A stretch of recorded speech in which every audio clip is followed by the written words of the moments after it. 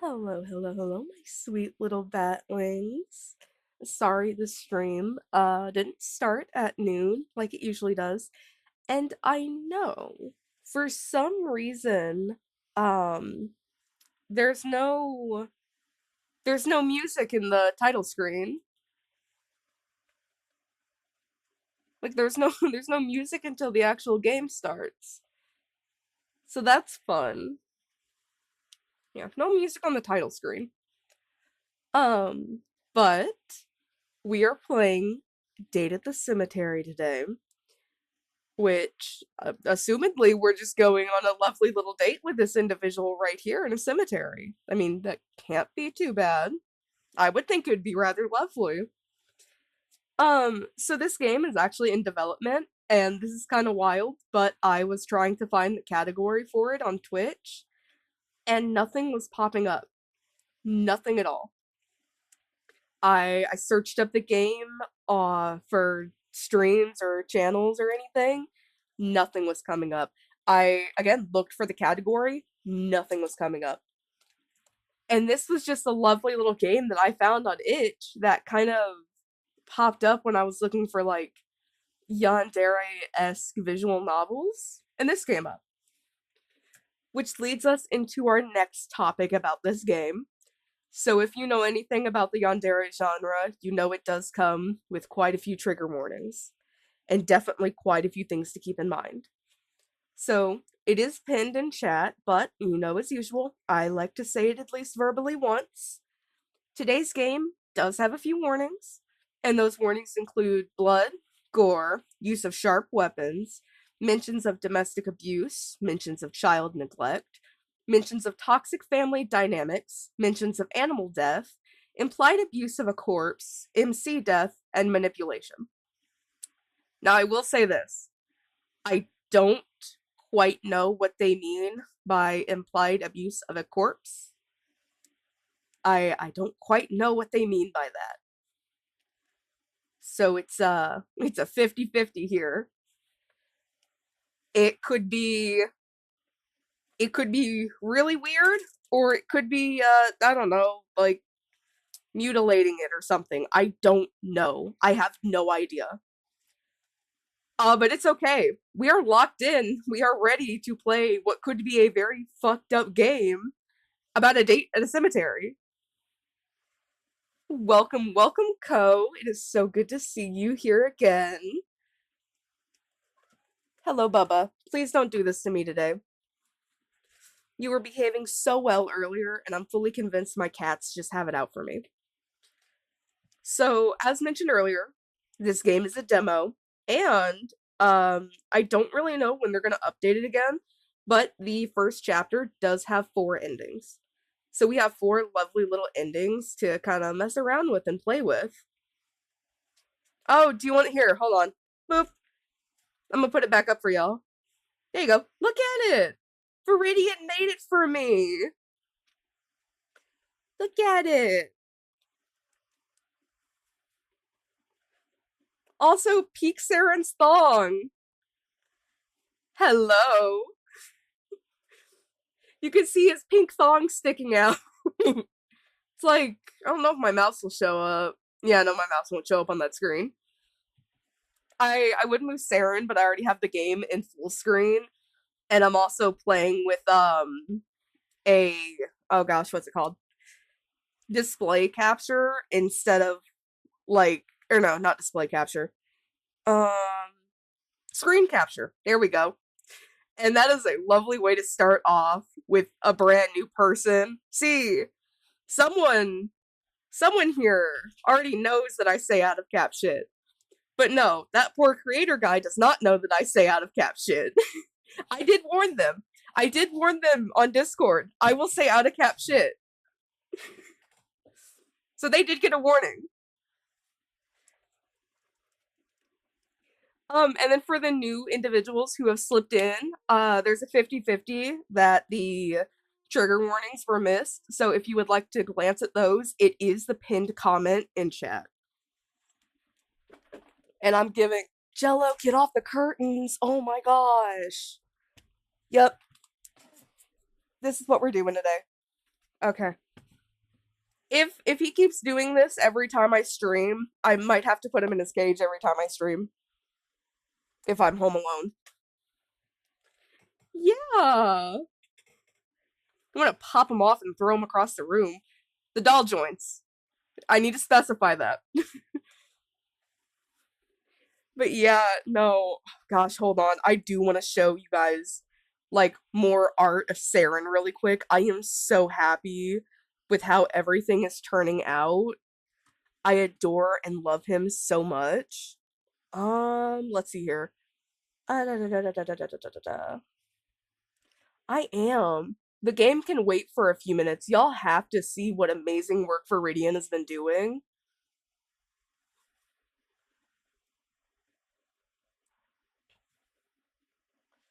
Like, there's no background on this one, but oh my gosh, look at him. I love him so much, and there's so many, like, details on him. He's perfect. And then he's got his pretty hot pink thong. I. See, okay, it's funny. So, y'all are gonna get a story time now. The only reason I wanted Saren to have a thong was because me and Viridian have this running joke because of fan art of Burning Spice Cookie that we saw, that Burning Spice Cookie would wear a thong. That is the only reason I wanted Saren to have a thong. Oh, it's okay. You don't have to. His like waist really doesn't show when I'm streaming. It's just kind of like it kind of cuts off about like here-ish. But no, look at him. He's so gorgeous and I love him. And like there's his little like joints and everything. Got little fingers. Oh, I adore him so much. I'm so happy with how this has been turning out. And I will brag every single day and all day about how amazing Viridian's art skills are. Yeah, no, there's like two different pieces of artwork of Burning Spice Cookie in a thong, and it's kind of wild. Something in my heart says he would. Um, and then like just to give a better image of what this looks like, Saren's kind of in the way and McQueen is like kind of in the way. But no, I Viridian did most of this like last night and I adore it so much. I also need to oh, I mean the stream schedule one has already been shown. It's in the server. But no, it looks so good and I'm so happy with everything. And we were thinking it would be funny with like certain games if there's like certain specified characters that we have them along the bottom. So like we have one set up for the Genshin stream later, and it's so great. I'm so happy with everything. Return for catch me like talking about some of my stuff out loud to make sure I hit the right buttons. And I'm gonna preface it one more time. I would highly I'm gonna just gonna read it one more time just so I have a good conscience on me. Because there are some like trigger warnings for today's game, and I don't want anyone to like get too upsetty spaghetti because some of them seem a little funky. So if I read it correct, it is a yandere-esque game. If you don't know what a yandere is an individual who is violently obsessive for a romantic interest to the point of they are willing to cause physical harm to others to have that person to themselves. I know the term, it's been around for a while. I think the genre got really popular when Yandere Simulator was released. I think that's kind of what like made it more popular. I know there's animes like Future Diary that have yanderes in them, but I think more people know it for Yandere Simulator nowadays. As I take a drag from a cigarette, yandere Simulator Haven't heard that one in a while. Yeah,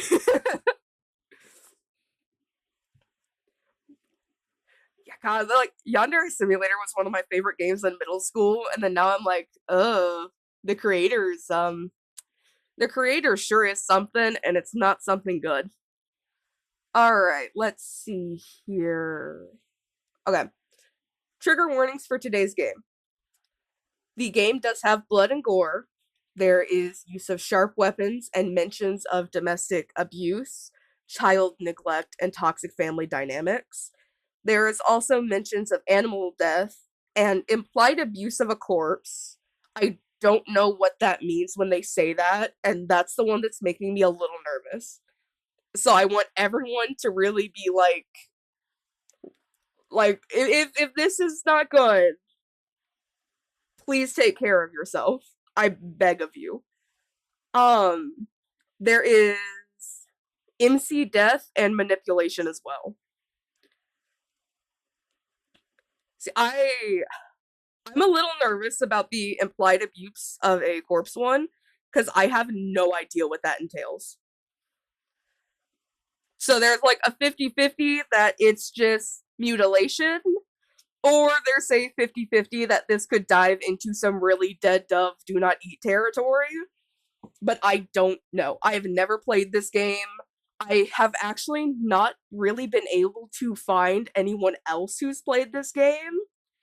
And I looked on Twitch, there was no category for it. And like there was no category for this game on Twitch. And I looked up the name in the search bar and there was no one else that had played it on Twitch. But the creator encourages that people like stream it and stuff. And it's available for free on itch. So I'm kind of like, it can't be that bad. But that statement gets you in a lot of deep water. See, Ko, I think you'll probably be okay. I just want to make sure everybody is kind and takes care of themselves. I don't want anyone to accidentally make themselves like in a bad mental place because I know how some of that stuff can go. I know. Like I'm excited to play some of the ones that I have listed this week. Like I'm excited for Online Obsession. And I think there's another one I'm planning on playing called 14 Days with You. Yeah, I mean, it should be okay. The creator even says, like, oh yeah, you can stream my game, just like, make sure that you, like, if you post it, credit me. And I'm like, well, I credit all the creators whenever I post a video, so that's great. No problems. Which, before I start, I do want to tell you guys about Jello's latest crime today. He was trying to steal my mandarins from me.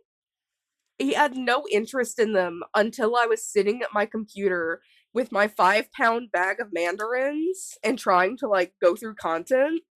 And for some reason, he wanted my mandarins. These are my mandarins, and I'm not willing to share them with that cat. He's evil and he's loafing on the bed and staring at me. Evil cat.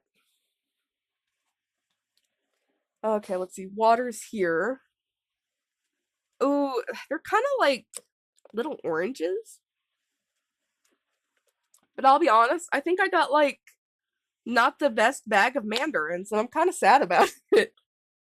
Because like some of them have been really good. They've had like a good flavor, but then I've had a few that have just tasted like straight water, and I'm like, ugh, that just tastes like pulpy water, and it's like the worst sensory like feel in my mouth that I've ever had, and I hate it with like a burning passion.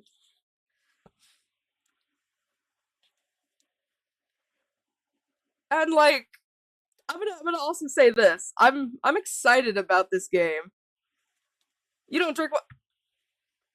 It's okay. I don't think anyone here drinks water. We need to. Hydration's important. But there's They just hydrate with sweet tea, I'm pretty sure.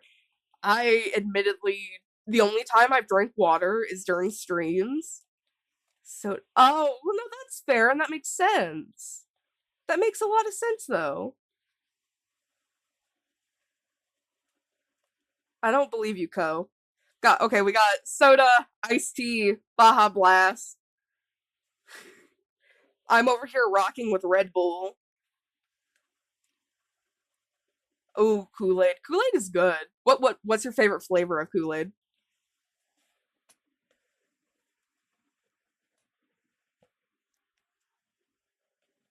Also, I love how there's just like silence because there's no music on the game menu.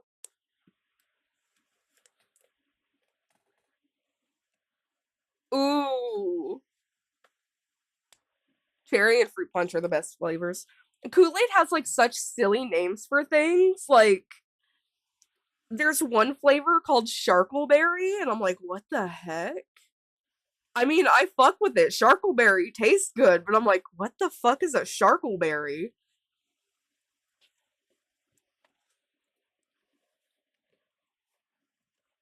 Also, I'm saying it right now. If there's any like I don't know, if there's any feminine characters that like I don't like, I will be giving them a stereotypical snobby voice because it's called personal healing.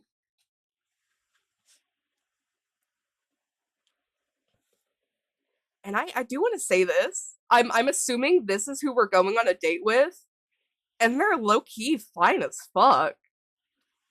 Like I think it's the piercings. I have such a big thing for piercings.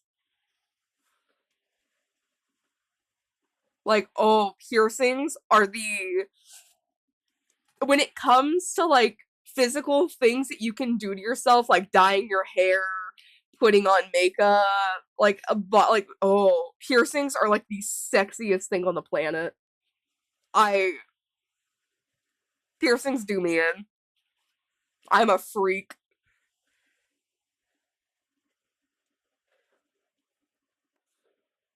I like his lip piercings, and I think that's an industrial that he has, like over in the corner here.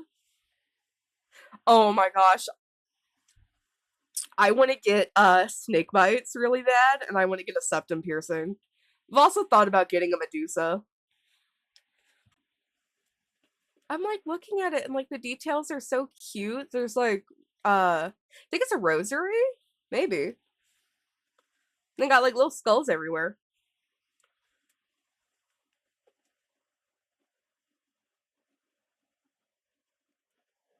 I'm like so nervous. Jello's gonna jump me. All right, let's see. New game. I need to like have Viridian to make sure my audio is okay. Is there audio?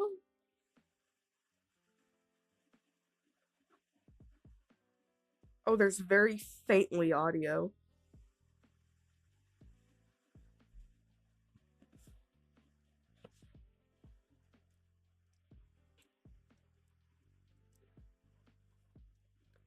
I don't know if you can hear it or not.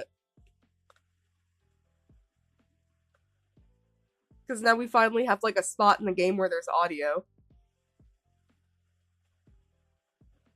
I might have to mess with it on OBS. Okay. I mean, if it's really faint, I can always turn it up.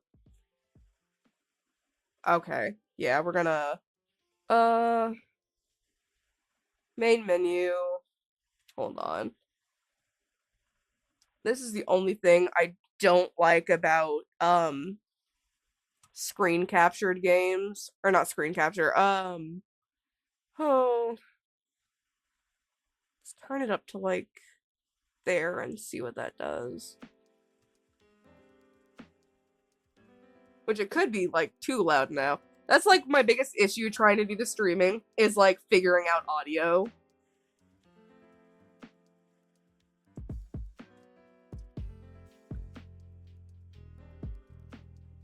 Yeah, drink of water. You know, I'm just gonna assume that every time you send that little dancing dinosaur emote, that we're good.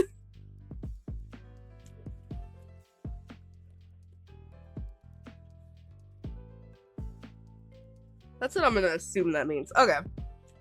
Alright, let's see here. I want to put it back in full screen. There we go. Okay. Alright, return.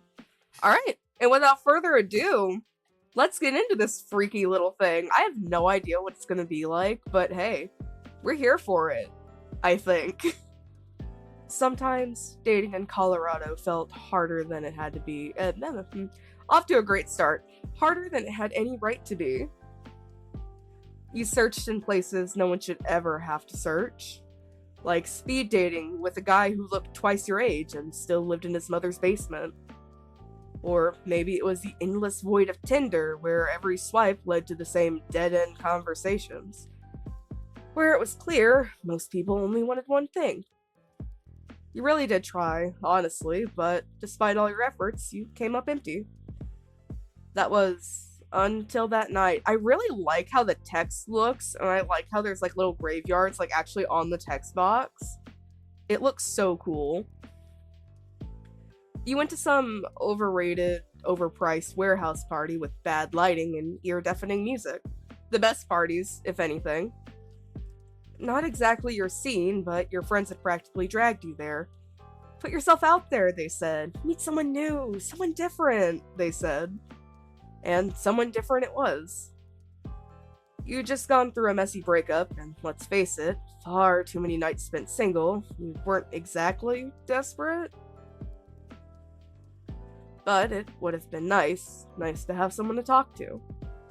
Someone to share a drink with, or maybe something more. Romantically speaking, of course. And that's how you met Avon. Oh, you are kinda hot. Hello. You got some nice collarbones. Take a little nibble. Okay.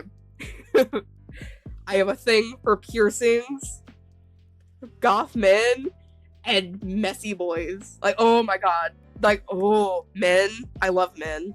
There's some, like, feminine characters I like, but as a gay man myself, ooh, I want to bite his collarbones. Leave me and the collarbones alone. I'm just saying, me, him, maybe a few hours of privacy. There's some fun things that could probably happen. We could play Uno. Get your mind out of the gutter. God, his collarbones look so biteable.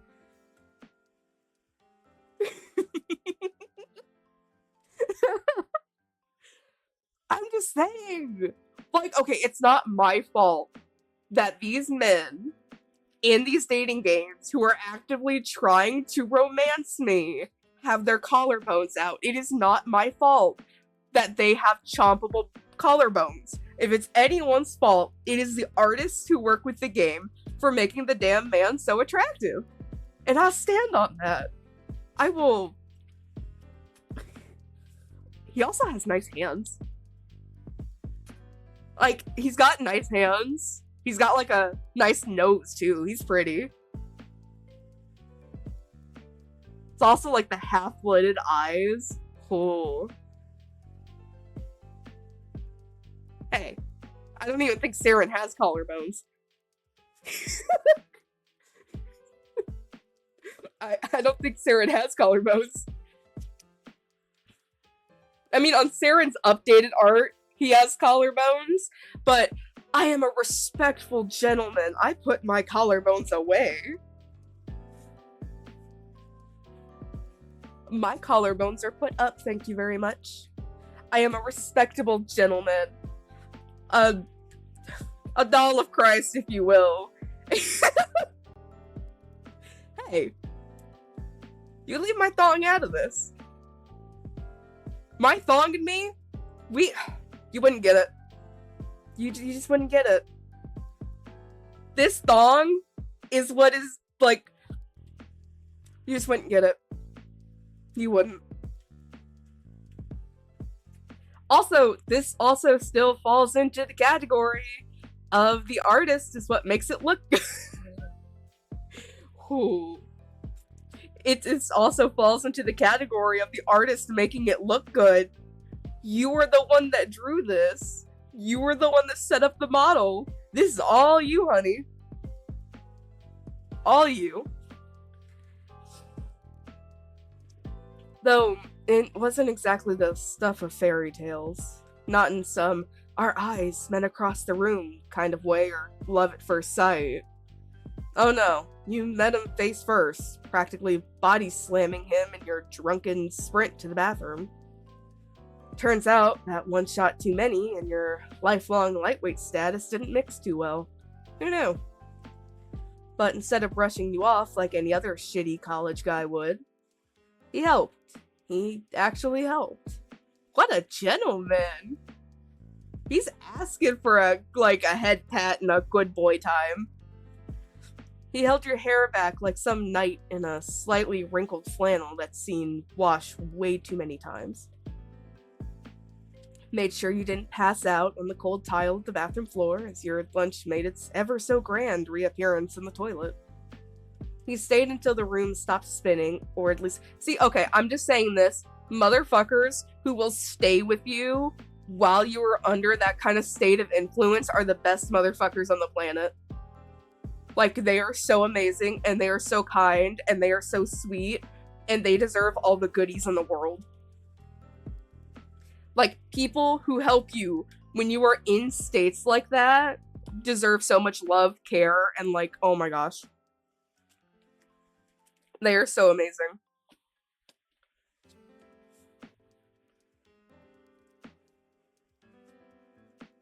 Now, normally, you don't give your number out to a random guy you've only known for the duration of a bad life choice. But after someone's literally held your hair while your dignity shot through your mouth, it would have been kind of rude not to. So, here you are, in the car of a guy who helped you while you were involuntarily purging your stomach. What the fuck am I doing here? You must have been scowling because you were snapped out of your thoughts by a smooth and soft voice. What? English. My first language, my only language, and I can barely speak it. What are you thinking about? You've got that far off look. Like an angry cat. Was it that obvious? He stifled a small laugh, glancing you over slowly. Which I think this game also has customizable MC? I don't remember. Well, now you look confused. Are you planning an escape route or something? He was always so teasing, even over text after the party. Now was no different. Oh, me? Just thinking about how we met. It was an odd way to meet a date, that's for sure, but you wanted to give it a chance. Oh, the party, right? You could barely remember your own name. Wait, what was it again? He smirked, clearly teasing. You narrowed your eyes, but played along anyway. Oh, okay. Saren. Saren. I can spell my name. Life is okay. Right. Saren. Did I put Sarum? Did I spell my name wrong?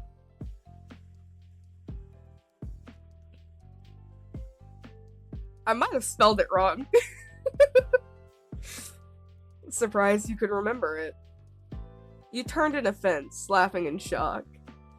Okay, no, I spelled it right. Okay, we're good. Also, that's so cool. That it's in that kind of text. Hey, first date and you're still teasing me? He chuckled and rolled his eyes, keeping one hand on the steering wheel. And the other on my thigh, maybe? Oh, okay. Or you can put it up in the air. That works too, I guess. Putting his free hand up, he sighed in a feigned defeat. Force of habit, I suppose. I'll have you know I excel at first dates. And hey, you haven't jumped out of the car yet, so that must mean you don't mind it. Kinda like a knight in shining armor that doubles as a court jester. I love that. Oh my gosh. I like that he has long hair too. Men with long hair are so hot.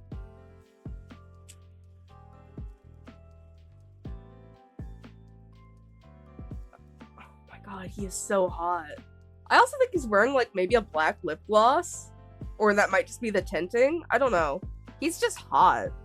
Let's take a bite off of him. Like, maybe, like, a good chunk out of his shoulder here.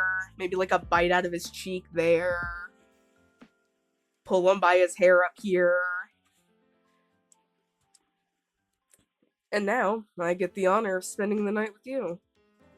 I must be on a roll. You rolled your eyes, but couldn't help the smile tugging at the corner of your lips. His confidence was ridiculous, borderline cheesy, but charming. The soft hum of lo-fi music played in the background, easing some of the tension in your chest. Something about Avon made it easy to breathe, made you feel safe. It shouldn't if I know where this game is going.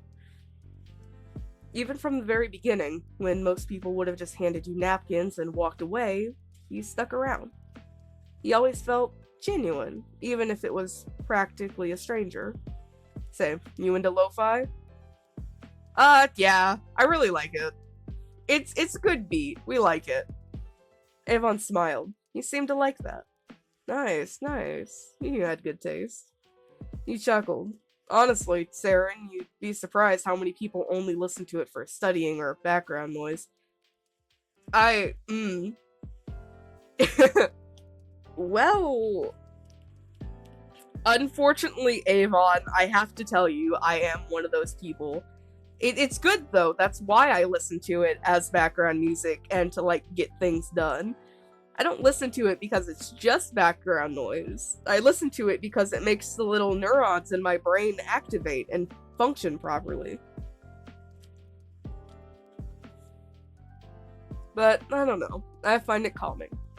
Helps clear the mental static a bit. You get me? Yeah, I can see that. I smiled at him, considering his opinion. I get why you like it. He leaned back in his seat, red eyes half closed as the mellow beat filled the dark car, head bobbing gently. So, where exactly are you taking me? Oh, I don't like how your expression kinda darkened, buddy. That's... huh. A slight smirk played on Avon's handsome face. You'll see. It's a surprise. A surprise. Okay, I'm gonna say this right now. If you are ever on a first date, if you do not know this person, do not let them take you somewhere that you don't know where you're going. Like, I cannot stress that enough. If you are going on a date with a stranger, do not go somewhere that's not in public. Like, don't do it. Go somewhere that's in public. Be smart with your decisions. Don't do something stupid. Surprise? You're not about to murder me in the woods or something, are you? Avon chortled at the idea. What? No, I don't even have a weapon on me. Relax. Oh, that's so cool. Looks kinda silly. Assignment miss- Ko! Ko, come on! You, you would. I care about you so much. But, like, I'm gonna be so honest. If we were in any of the worlds where you had fictional crushes, you would be either dead or in someone's basement.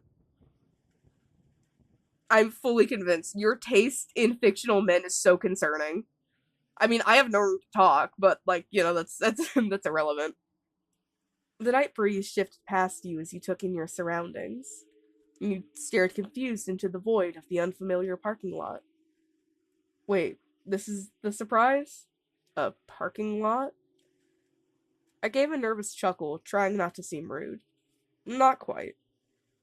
There's that teasing tone again. We're going there.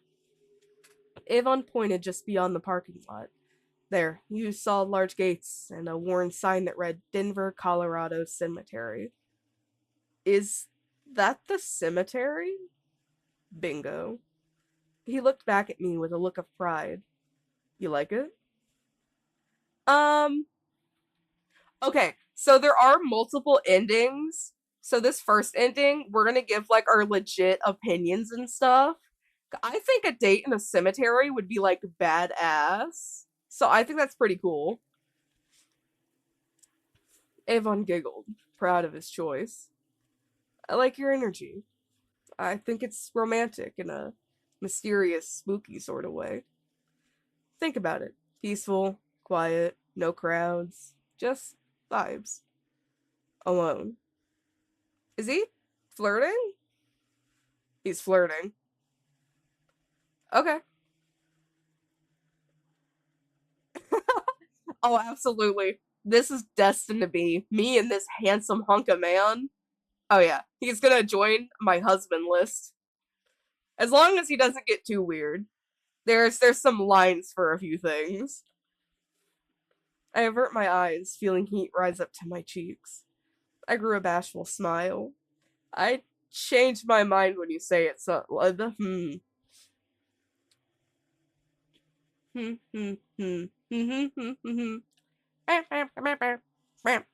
changed my mind when you say it like that. He snickered, taking notice of your flushed face. Oh, you don't. Come on. Come on, Saren. Get your shit together. You can read. You literally only know and speak English. It may be one of the most complicated languages, but you have been learning it for 20 plus years. You got this. You can do this. Lock in. Lock in. And just so everyone knows, yes, I put a single finger to my mouth and then traced the same finger along my jawline when I said that. Lock in. No, you don't mean that. You giggled. Yeah. Great date idea. Just us and a bunch of dead people. Great listeners. Avon gestures you to follow him.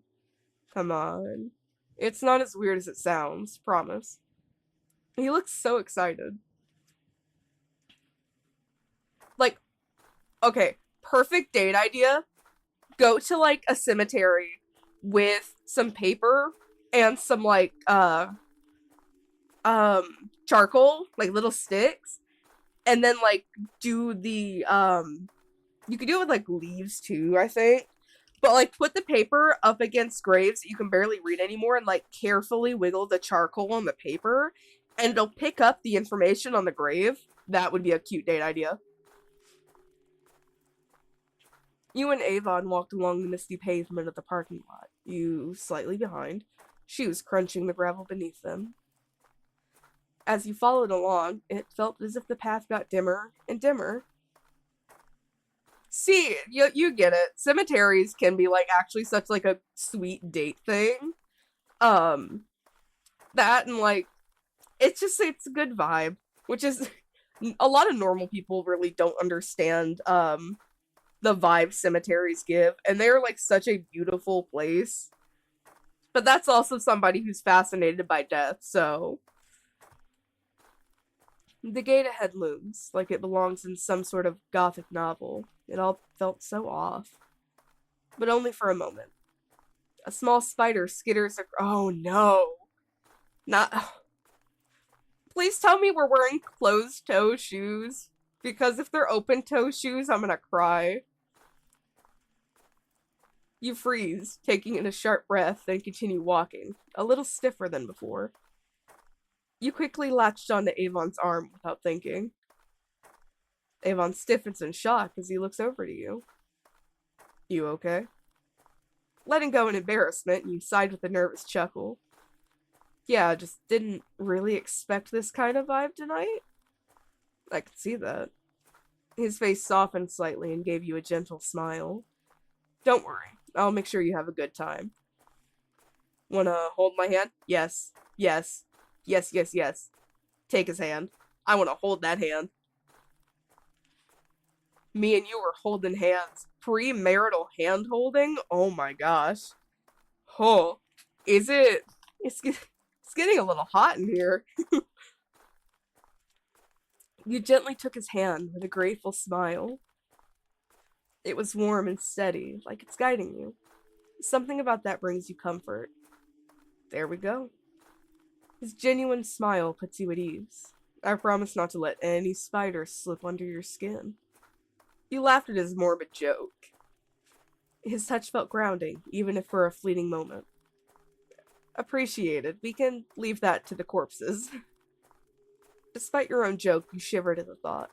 So, Gross. You scrunched your face up in playful disgust, your head leaning on his shoulder with a sigh. Yeah. Avon's voice trails off as if he were daydreaming about something. The past still feels eerie, but somehow less alone. His thumb rubs against the top of your hand as you walk. It's subtle, but comforting. You two continue to walk along the gravel path, the gate behind you fading into the dark. Your eyes travel down to his chest, catching a glimpse of his necklace. You were surprised you didn't see it before. Hey, where'd you get that necklace? Oh.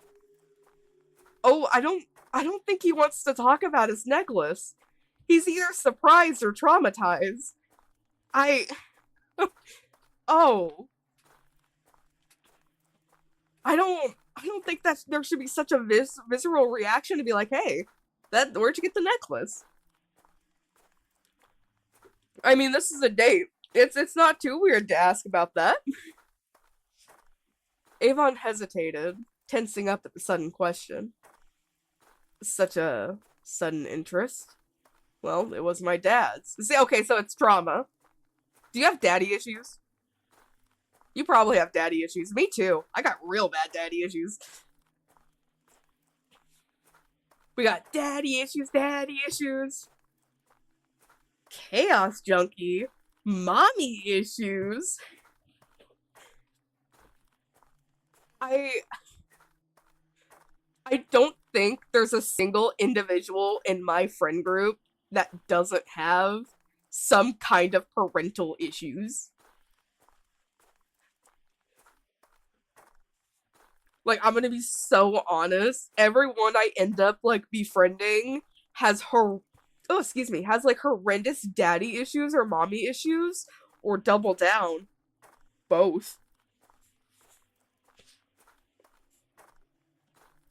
As he averts his gaze, the air suddenly feels thicker.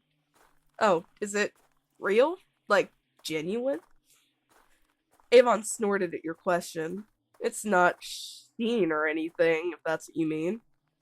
It's actually from oh! Now we're stuck at the Sunday brunch. We're gonna be stuck at the Sunday brunch. Oh no. Why? Why is it always a cult? Why is it always a cult?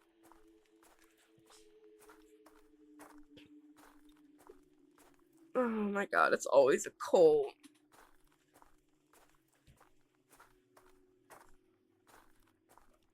My mom never visits. My mom is in a cult. And we're stuck at the Sunday brunch. It's actually from a cult. You stopped in your tracks, taken aback by his statement. Was he in a cult? What the fuck did you get yourself into? Okay, but it'd be like that. It'd be like that. It really be like that. I mean, okay, no. You know when you have parental issues whenever you're in Walmart in the middle of the night with your mother and her friend and you see this stand of Flex Seal and you go up to it, pick up like two of the products off the shelf and go, not even the power of Flex Seal can heal my broken family. That's when you know you have some issues. That is when it is very obvious that you have some issues. You're in a cult? There's no fucking way, right? Avon laughed at your reaction. Genuine, but now he was slightly guarded. Not in the way that said he was self-conscious, just as if he was avoiding a really awkward conversation. No, no, not me. Not by a long shot. He's still laughing. But my dad was. Oh. And you know, the apple doesn't fall too far. I'm not in a cult, but I am a... Is this gonna be a bad portrayal of something?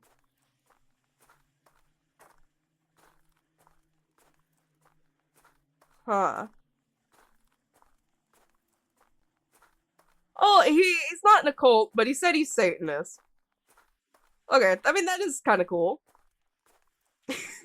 I don't think he believes us. He I don't think he believes us. That's kind of cool, honestly. Mysterious with a dash of daddy issues. Avon paused, watching you for a moment as a smile slowly creeped on his face. His voice was low, very amused at your response. Exactly the vibe I was going for. Avon laughed and leaned in close, a content smile on his face. You get it. Most people don't. They don't always like it. Somehow you two felt closer now. Not just physically. I like people who aren't afraid of things like that. And your expression darkened again. Oh no. It's rare, you know. Really rare. His eyes lingered on you for a second too long, as if he was weighing something behind them. He gave you he gave you a smile, one that almost felt too gentle. Honestly, that may be what I see in you. Why I took you out here. Let's be for real. No one would just go on a date with some stranger they met 2 days ago at a warehouse party. Permission granted.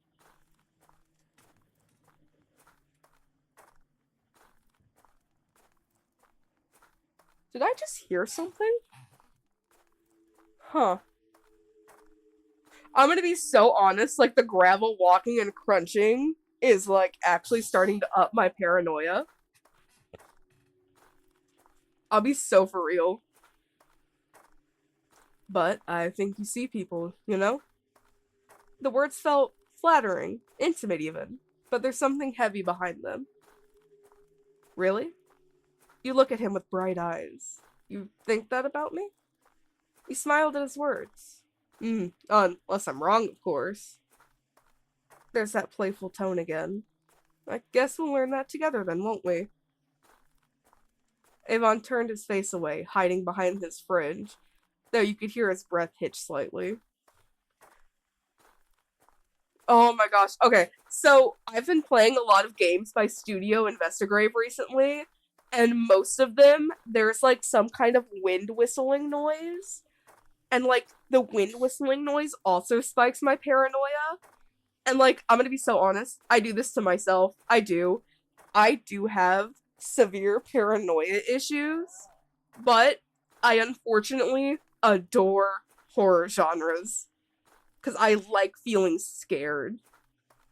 And I don't know why. I like the adrenaline it gives me. It's a great feeling. It's a horribly great feeling. Deciding to change the topic, you cleared your throat.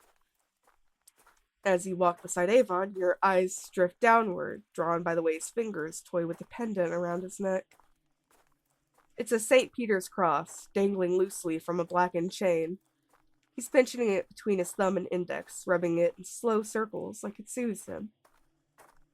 But it's not the necklace that's keeping your gaze this time. It's his hands, because his hands are sexy. He's got decent man hands. It's okay. Hey, I came on this date and not wearing a necklace. I think your hands would make a great necklace. Trust. Trust. A beautiful necklace right here. Right here on my neck.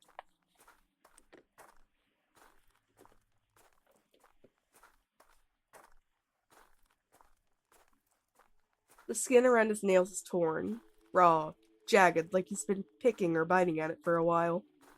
Your hands, what happened?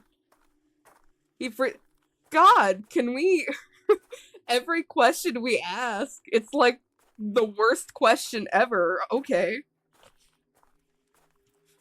He freezes for half a second, just long enough for you to notice. Then he exhales a small laugh, too sharp to be casual. Uh, oh, I don't think he liked that either. He keeps walking, but shoves his hands into his pockets as if he were a child caught with his hands in the cookie jar.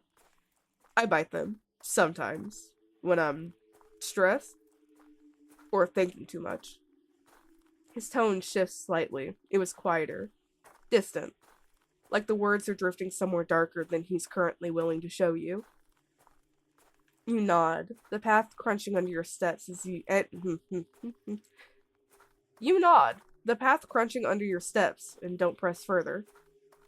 You want to ask what too much means, but something tells you don't really want the answer. So instead, you walk behind him in silence, Avon humming softly under his breath, the pendant still swinging from his neck, like a pendulum ticking down to something awful. The soft curve of the cemetery path crunched beneath your feet as the silence between your steps grew lighter. As the path faded into patchy grass, you noticed something just ahead, laid out like a dream. A blanket, snacks, and a couple of drinks, all neatly placed in a clearing between the old headstones. You paused in front. Admittedly, it was a romantic display. Wait, this already here? When did he have time for that? Avon glanced over with a crooked smile, as if caught.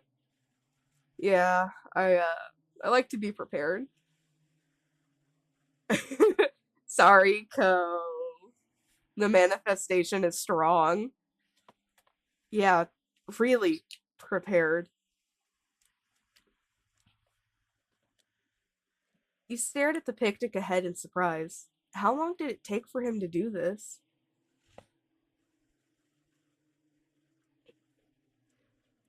Oh, oh, oh, hello. Wait a minute.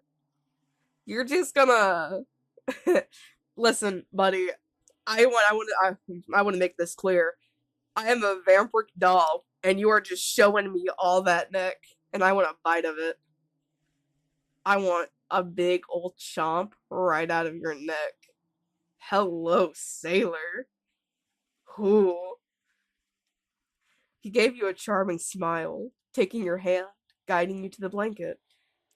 He sat with his legs stretched out, comfortably, hands falling behind him like this was routine.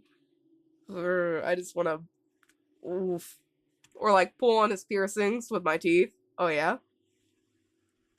Over the years, I've gotten used to the setting things up in advance. It's a habit of mine. Sometimes I don't always get much time to plan, so when I can, I make it count. His voice dipped lower, like he was remembering something, but he didn't elaborate. And you weren't really sure if it was your place to push. You slowly sat beside him, still eyeing the picnic click setup. So, what is all of this anyway?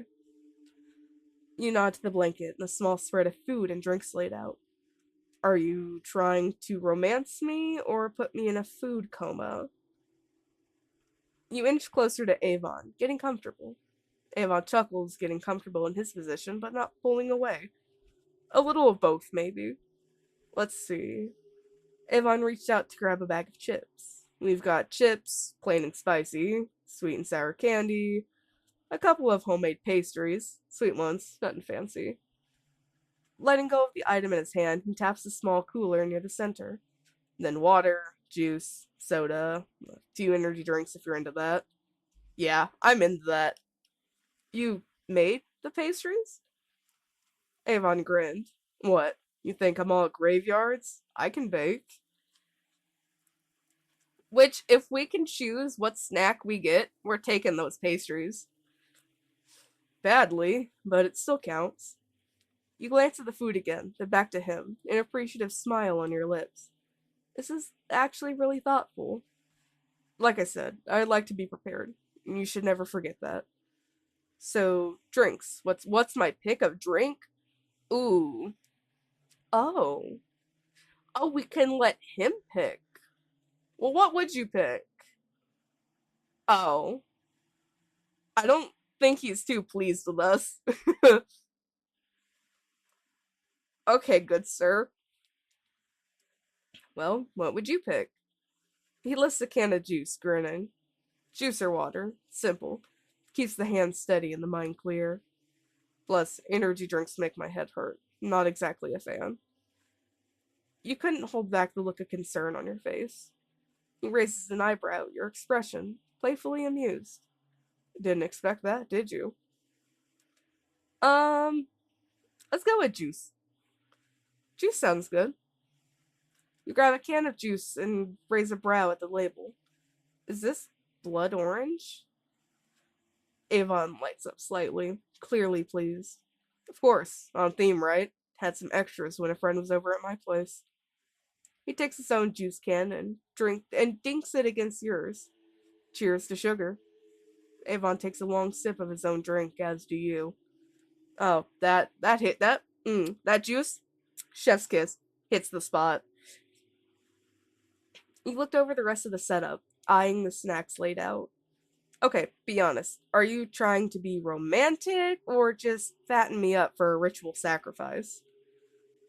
Avon grins at your question, lounging back on his hands without breaking eye contact. Can it be both? I think that's the best kind of romance. He waves a hand over the snacks. Alright, menu time. Um,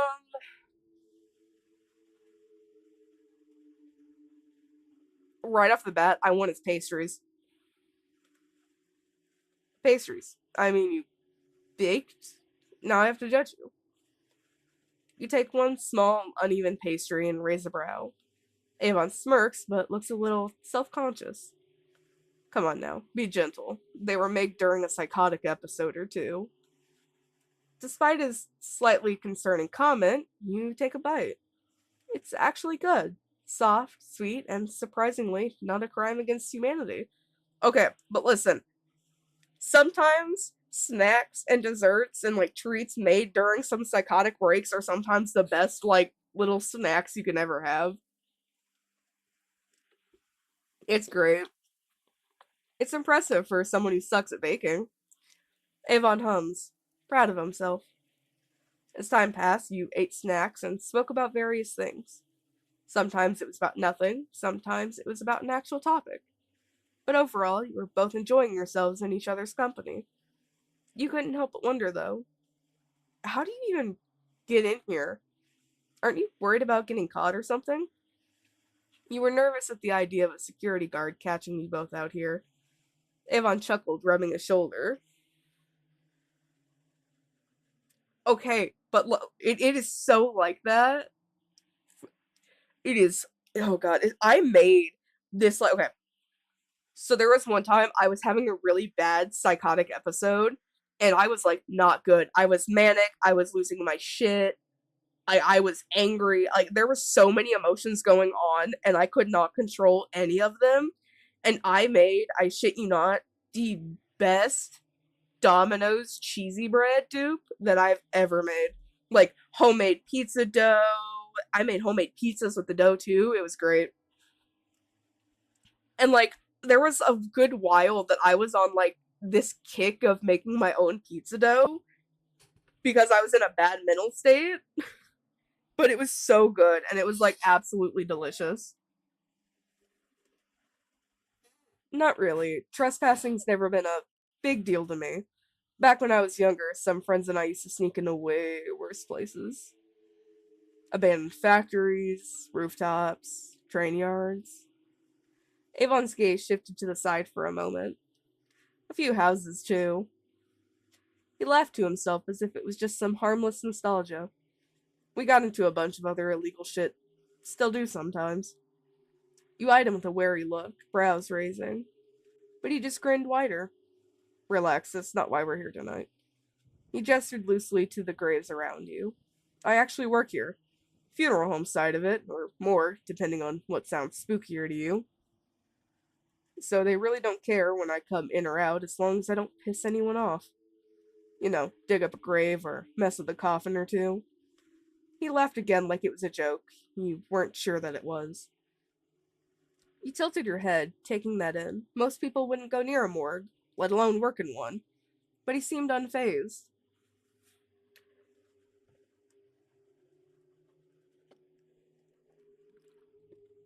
That is such a mood. I know when like I was in high school, I used to make oh god, what's it called? Rock candy. Like I used to make homemade rock candy for my friends. And then okay, I it's kind of funny to like think about. I would make rock candy for my friends, okay? And I had an ex at the time. Me and him were still friends. Like it was fine. He was just not good as a significant other, but he was fine as a friend. And it's like that. There's nothing wrong with that. So I brought him rock candy because I was like, hey, I want you to have some because I know you like this flavor. And he's like, oh my god, wow, thank you. And his girlfriend at the time, oh my gosh, she hated me and she was such a bitch. And I don't like calling people a bitch, but she was such a bitch. And she was like, oh, well, okay. And I was like, I brought you some too if you would have let me finish speaking. And it's like, oh, well, I guess I'll try them.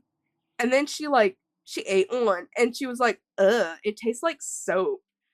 And my ex was like, girl, what are you talking about? And he ate some of hers and was like, genuinely explain to me what you're talking about. It just tastes like soap and I don't think we should eat them. And then she like snatched the bag out of his hand and threw them away. And he like apologized to me later about all of it, but I was like, man, that is wild. Like absolutely wild. People throw me for a loop sometimes. You work at a morgue? For how long? Avon hummed thoughtfully. 5 years? Would have started sooner, but I got caught up in some things after high school. Avon sat upright, gazing at the full moon. Oh god, and it's the full moon? You know some freaky shit's gonna happen if it's a full moon. The morgue doesn't bother you? Or are you like the receptionist or something? Okay, so that's so valid. Graveyards are like fucking cool. I'm kind of like in between what I want to do career wise. Part of me is like, oh, mortuary science, but then every time I actually look into it, I'm like, oh, there's a lot of situations that I know I wouldn't be able to mentally handle. But then my significant other was like, hey, I want to go into gemology. What if, hear me out, gemology? I'm like, oh, hear me out. What if we did gemology together? Maybe. Because, like, I'm gonna be there regardless, and we want to go to school together, so, like, it would be fun. Plus, ooh, shiny rocks. Who doesn't like looking at rocks? Rocks are pretty. Huh? Gemology? Gemology mention?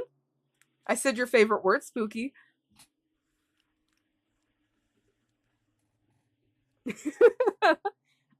Just yapping about like random shit and was talking about the fact that you want to go into gemology. And I was talking about the conversation we had in the car the other day.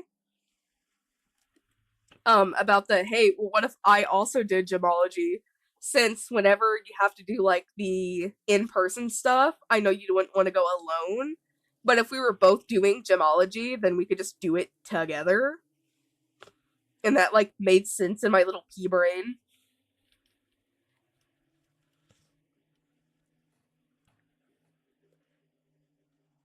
No, no, I do the full works. Embalming, cleaning, prep. So if he does all the nitty gritty, then that means he's a mortician.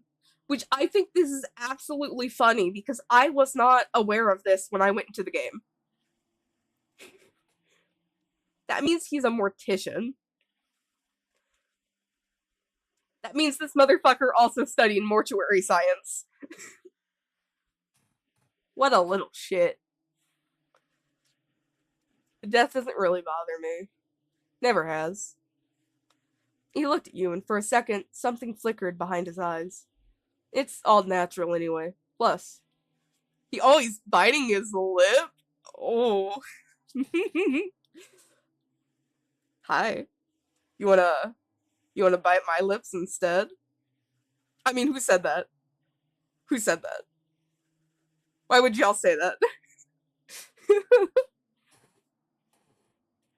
He bit his lips slightly, with a strange glint in his expression. That was a sentence. I quite like it. You like death? You hesitated. Or your job? He giggled, quiet and low, leaning back on his elbows and turning his face away from yours. No, it's okay, Pookie. You're doing your best. Both. Hee hee. Uh, wow, so not only are you a corpse stylist, you're like a hot Grim Reaper. Avon burst into genuine laughter, falling back into the blanket with a soft thud. God, that's a first. He turned his head to look at you, a warm, if slightly wicked grin still on his lips. But yeah, I guess I am the hot ambassador of death in a way. He giggled at the idea. I should put that on a resume. He laughed too, though part of you still wondered if he'd actually put that on his resume. At this point, it doesn't matter. Put it on your resume. Maybe you'll stand out more. The silence between you grows. It's not hostile, but cautious. You glance at him, watching the way he stares ahead, expression unreadable now. The blanket is spread out in the grass, the soft clink of drink bottles, the faint rustle of candy wrappers, and the hum of distant wind fills the air. Wow, all this eating has me thinking. I haven't really asked too much about you, you know?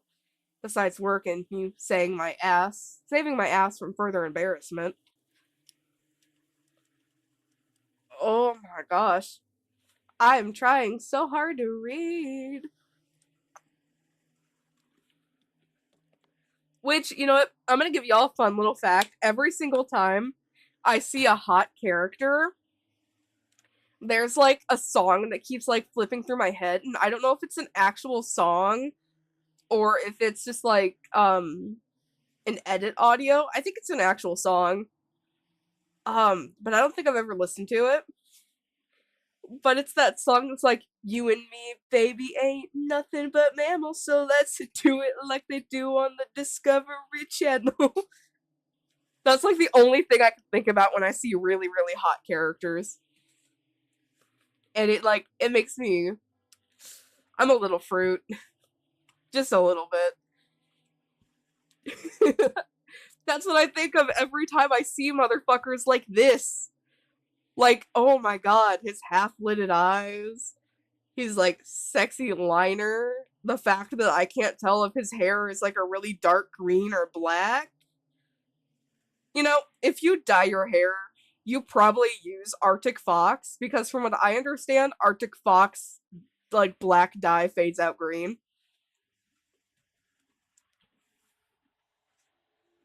Oh yeah, common hobby of mine. But besides parties and cemeteries, saving drunks, he side-eyed you for a moment, stifling a laugh. Oh, does Arctic Fox go purple? It might not be Arctic Fox then. Hmm. I thought it went like purple, green, and blue.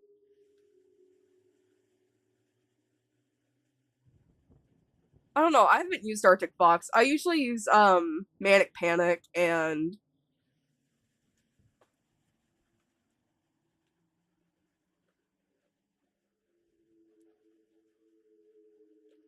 oh, okay. See, I don't really have a lot of experience with hair dyes. I've used Splat whenever I was in middle school and high school. And Splat is horrible for your hair. Don't use Splat. It's really bad. I've used. Okay. Oh, I feel like I'm gonna sneeze. Hold on.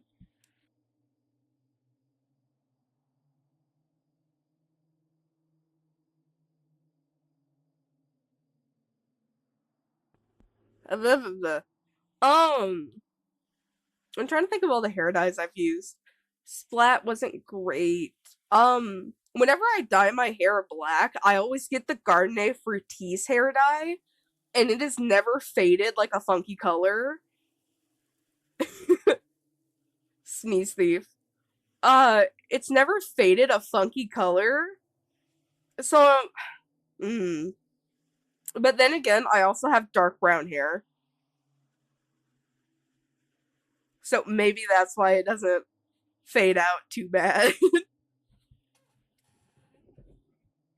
I need a new chair. This is squeaking all the hell. I've actually got some surprises up my sleeve. like collecting old trinkets, exploring abandoned buildings, watching banned or illegal films. Huh, stuff like that. He seemed proud of his spread of hobbies, a small smile stretching across his face. You seem like the Grimmy type. There's a low hum in Avon's throat. I want to bite his throat. I want to sink my teeth into his throat right here. Actually, I really like cleaning. Like, obsessively. Back when I was still with my dad, he kind of stopped giving a damn. So I picked up around the house. I'd say it's a good hobby for a mortician. See, he's a I knew it. I knew. The second you said you did all the work, I, mmm, mmm. I'm gonna eat this man. I'm about to the red means I love you, this man. I, is he bark worthy though? Hmm. Hmm. Trying to bit do. He might be. If he does one more hot thing, I might have to bark at him.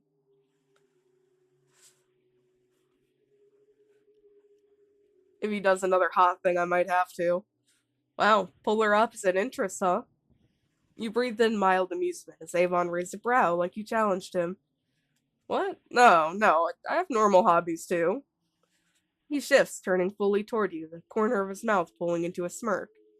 You probably caught on that I liked lo-fi earlier. Well, it's definitely not like you said that you did or anything. But I also mess with making candles. It's pretty fun. That, and I go up to the mountains pretty often to ski or snowboard. Oh my god. If he snowboards. Oh no, wait a minute. Okay, okay, hold. Isn't the one meme that's like, say Colorado, I'm a giraffe? Isn't the state mentioned in that meme Colorado? I. Oh my god. And this game takes place in Denver, Colorado. Say Colorado, I'm a giraffe. Oh my god, I have to look up that meme really quick. Hold on. I say Colorado, I'm a giraffe. That's gonna be stuck in my head. Oh no. In Colorado, I'm a giraffe. That's not gonna get out of my head. Say. Oh my god, is that what it is?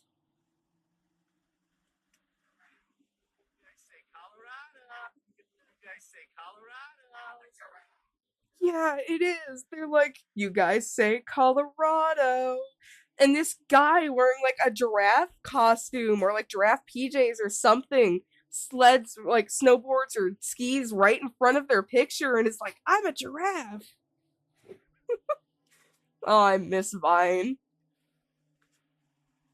Man, I do love it. Just the wind, speed, the crunch of snow. It's dangerous, sure, but thanks. That's what I like about it. Oh my gosh. Isn't bad part of me's like hoping that might have been a reference, or maybe I'm just online too much. It could be the fact that I might just be online too much. You listen to him with interest, smiling as he spoke about his hobbies. Avon smiles back before averting his eyes. He clicks his tongue in thought, voice soft and unsure. Yeah, the mountains are kind of my thing. You tilt your head, about to respond, but Avon opens his mouth first. You cut him off. Oh, I'm sorry. Being chronically online is both a blessing and a curse. Like, what do you mean I go to talk to people in my family and then I make like a Vine reference and they're like, what are you talking about? And I'm like, oh, right. Or when the unfortunate stim comes and you do it, you say it, not a second thought, and someone's like, what are you talking about? And I'm like, You wouldn't get it. You just had to be there. He blinks, then chuckles, waving you forward to go ahead. No, no, go first. He nods slightly before speaking, teasingly. So, candles. Never thought someone like you would be into making candles. Avon laughs, eyes flickering away with a sheepish smile. Yeah, the doctors say it's nice to have a soothing, calming hobby. You should throw a fucking beach party.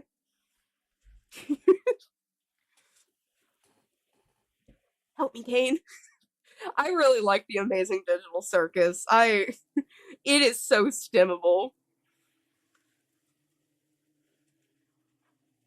Help me, Kane. Why do you swear now? Oh gosh, what's another stim that I like from the I'm the one that tells lies. Dude, you ruined it. um oh, what's another good one? Isn't that kind of aimless? Use the sights. What? He looks back at you, catching your shocked expression, then bursts into laughter. That was my entire life savings, dude. A baby. A baby. Rolling his eyes, he continues, his tone softer now. Oh, sick.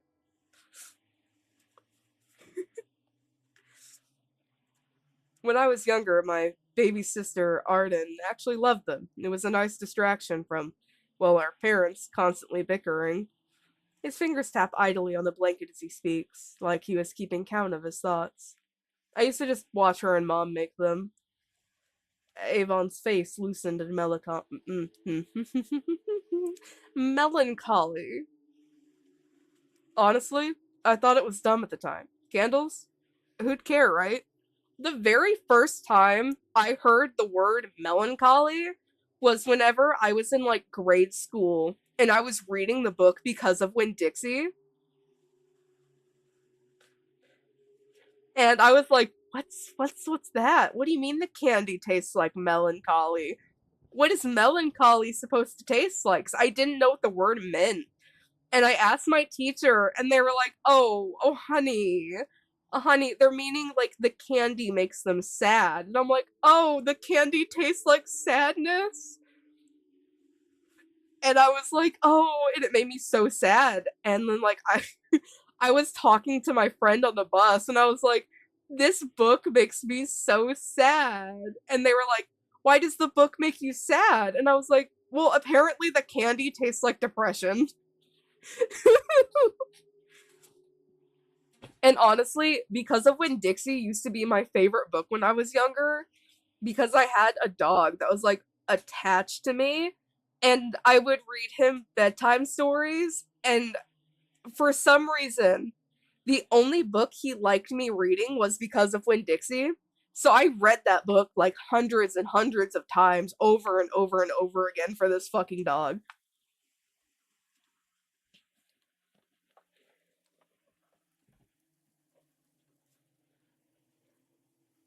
And like I would read it before bed. I would be sitting under my trampoline reading it. I'd be laying on my trampoline and reading it. Like I religiously read that book.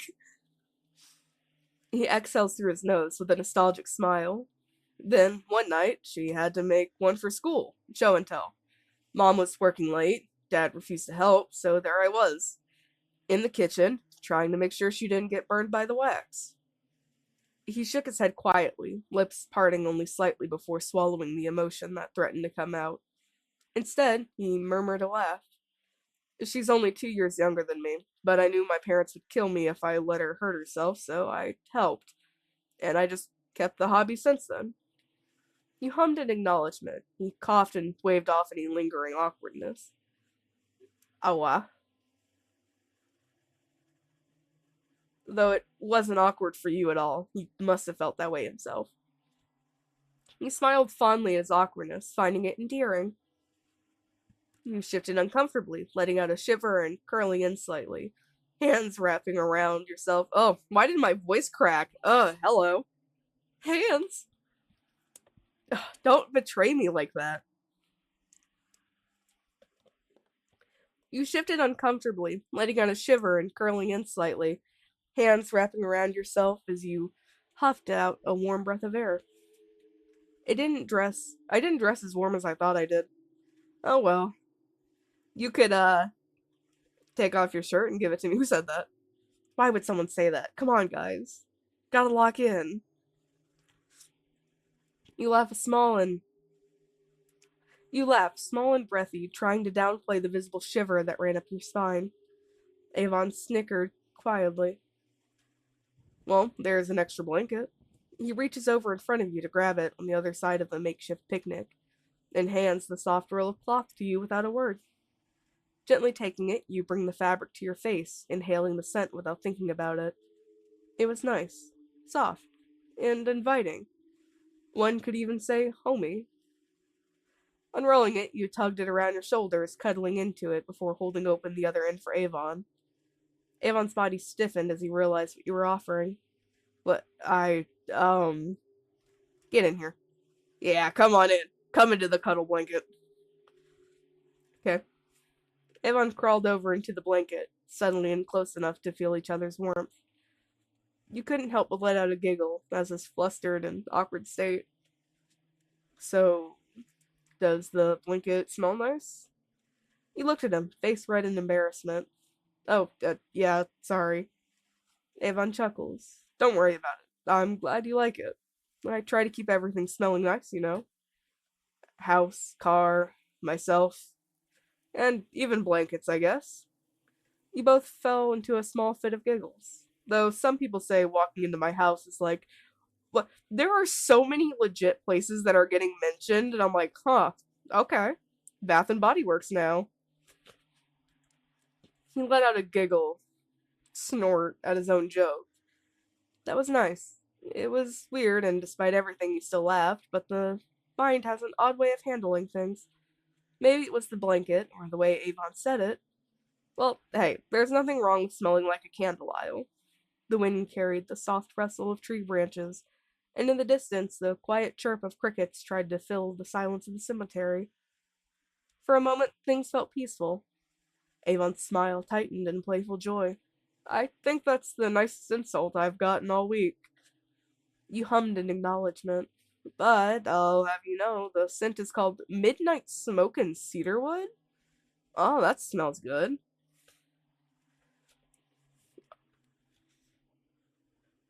That is so fair. The last time okay, so when I go to Bath and Body Works, I do not get a lot of things usually. Anytime I go, I usually only get hand sanitizer because I usually only want hand sanitizer, and my favorite one is this like cherry merlot, and it's so amazing and I love it.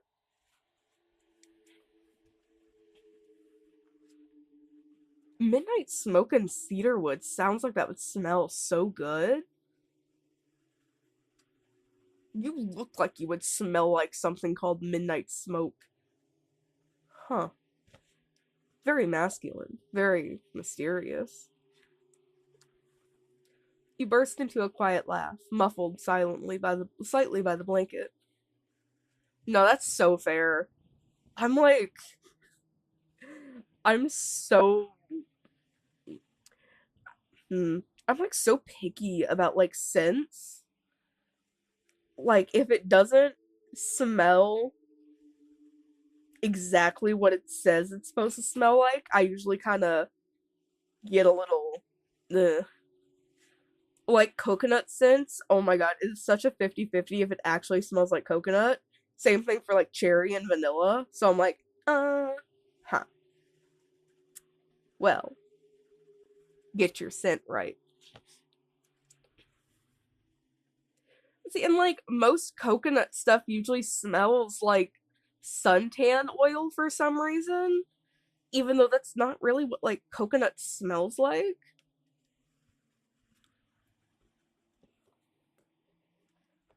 But I'm also like, I don't really know how to explain what coconut smells like.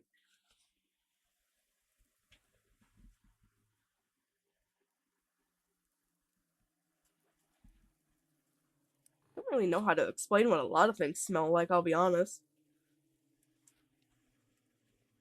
He rolled his eyes, but the corners of his mouth curled up into a smile.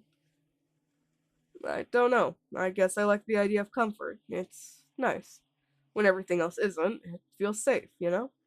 Well, I guess that's true, and it's working. The blanket smell, the whole dead people picnic vibe, and it's kind of cozy in its own way. He turned toward you, his smile softening, eyes meeting yours. Yeah?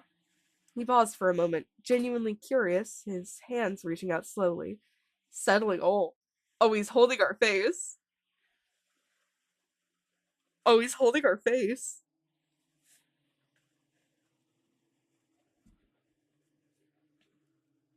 This is not a drill. He's holding our face. It's not a drill. It's not a drill. You feel safe with me? You paused, feeling his eyes on yours. The question lingered in the air, not heavy, just delicate. You didn't flinch. Instead, you gave a small laugh as heat rose up to your neck. Tilting your head, you looked toward him with a half smile. I mean, so far you haven't pushed me into a grave, so that's promising. You weren't sure if you fully believed yourself, but better safe than sorry.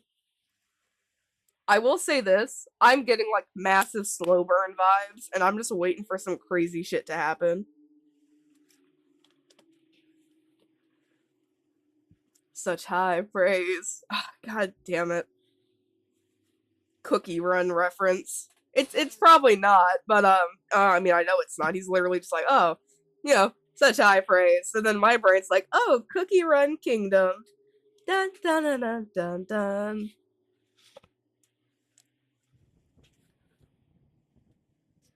Gosh, I just can't remember which character says that. What can I say? My standards are dangerously low. Avon's eyes glanced off to the side, a smirk pulling at his lips. Well, you did give me your number after throwing up. Hey, it was out of kindness of my heart. Plus, probably the closest thing to a fairy tale in this city. Or a nightmare. Oh my gosh, your dailies! Go do your dailies! Dailies are important! You wondered what he meant by that, but decided not to push and brushed it off with a laugh. I had one too many of those to count. But seriously, this place is kind of weirdly pretty at night. I didn't think I'd ever say that about a cemetery. Avon sat up for a moment to properly lay on his side and face you. Yeah, it's quiet, peaceful. Plus, no one ever complains about the music or other sounds. You laughed, pushing his shoulder. Ew. Calming down, you sighed. So, this is your idea of, romantic evening? Smirking, he nodded. Dead silence, a cozy blanket. Probably a ghost or two. Classic. You shook your head, laughing softly at his ghost comment. Stupid. The shift in tone was welcome, like slipping back into a familiar rhythm, and for now, neither of you dug any deeper. The two of you sat in stillness, your shoulder nearly brushing Avon's. So, tell me something. What do you do when you're not judging people's candle scent choices and getting dragged to graveyards by questionable men? He smirked, pulling the blanket tighter like it helped you think. You mean besides silently questioning my life choices? That is that is a mood, holy shit. Avon grinned with a chuckle, leaning into you. Well, yeah. I mean, I've got hobbies, sort of. I read sometimes, draw a little, exploring here and there, spiral emotionally on the weekends. The usual. Avon laughed, looking up at the sky. Oh yeah? Can't forget those. You both shared a snicker before falling into a comfortable silence. So, do you like Colorado? Avon blinks as if the question caught him off guard. Then he lets out a breath and chuckles. That's a sudden shift. Yeah, well, not everything has to be about death and trauma, right? He tilts his head, considering you for a moment. Then his expression softens just a bit. Fair enough. Yeah, I like it. The cold's a bitch, but the mountains make up for it. Have you always lived here? Avon shook his head. Nah, I was actually born in Mexico. Mexico? Really? He hummed in confirmation. Near Mexico City. My mom moved us up here when I was about 4. Said the air was cleaner. He rolls his eyes at that, clearly quoting. Not sure if she meant that metaphorically or literally, but here we are. You nod slowly, taking that in. Do you remember anything from back there? Bits and pieces. The language stuck more than the place, though I barely use it now. There's a moment of silence again, but one feels easier. Less like a pressure and more like a shared pause. Avon takes a sip of his drink before speaking. What about you, Saren? Born and raised, or did you crawl out of some haunted crypt nearby? Um, wouldn't you like to know, Graveyard Boy? Wouldn't you like to know, Weather Boy? Avon nearly spits up his drink and laughs, amused. Did did you just quote me? Yes. Yes. Yes, we did. Wouldn't you like to know, Weather Boy? Uh-huh.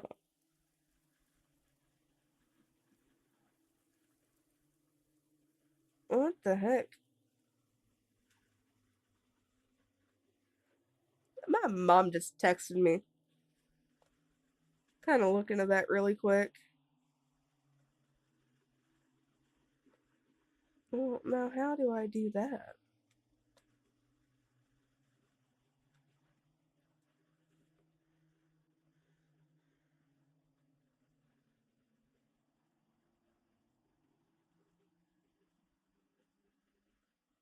Hmm.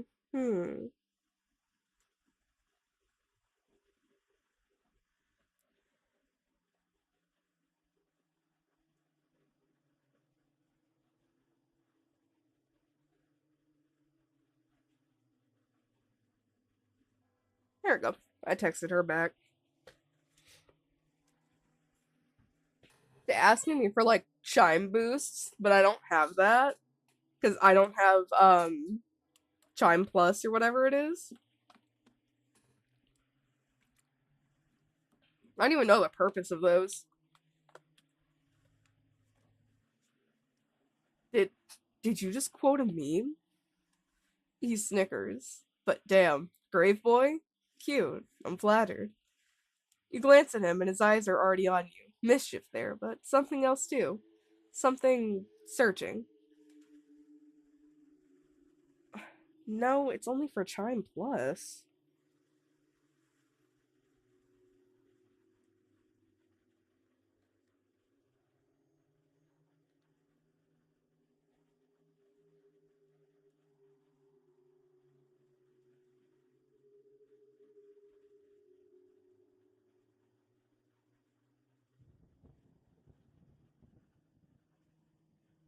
Yeah, and I don't have that because I don't have my Chime with a direct deposit.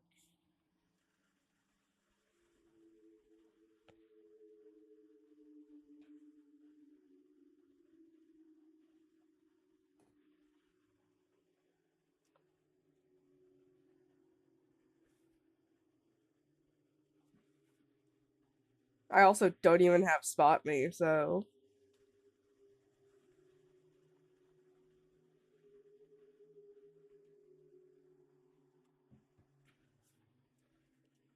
strange, isn't it? What is? How nice it is talking with you, despite not really knowing each other. You nodded in agreement. He was opening up, but so were you. It's nice. So when are you going to like threaten to do something absolutely wild and absolutely crazy? I could handle the slow burn back in middle school. It's a little hard to do the slow burn now, cutie. He hummed and thought. Are you normal? I don't think anyone is really. Yeah, just gotta look hard enough. Avon's eyes glance you over, giving you an expectant look as his eyebrows raised ever so slightly. But then he looked away, foot tapping in thought. I mean, I know I'm not. Avon giggles for a moment, softer this time. I fully get people pretending they are. I would be a hypocrite if I didn't. Just wish I didn't have to. It can be tiring. It speaks of normalcy, like it's a bitter word on his tongue. Um, Normal is overrated. Elon raises an eyebrow, intrigued, his grin crooked. Too pleased. I think you're right.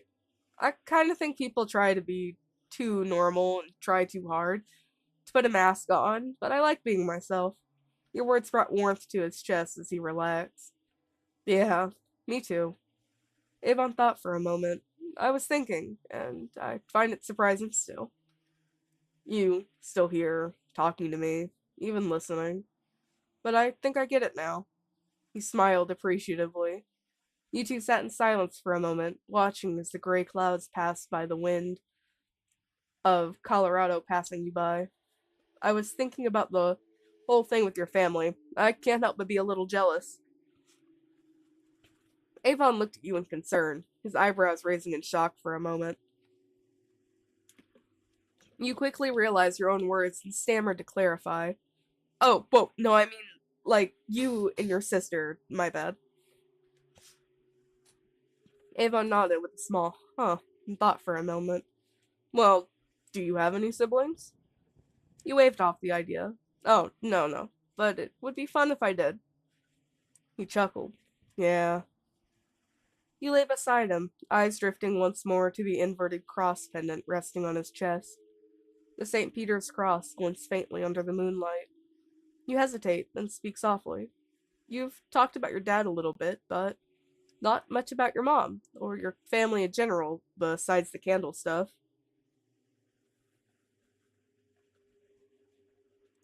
Avon's gaze doesn't leave the sky. His thumb instinctively moves to the pendant, pressing it lightly. My dad? You already know. Cult stuff. Anger, the whole cocktail. My mom wasn't really around. Not fully. Yeah, she does that. I'm scargy.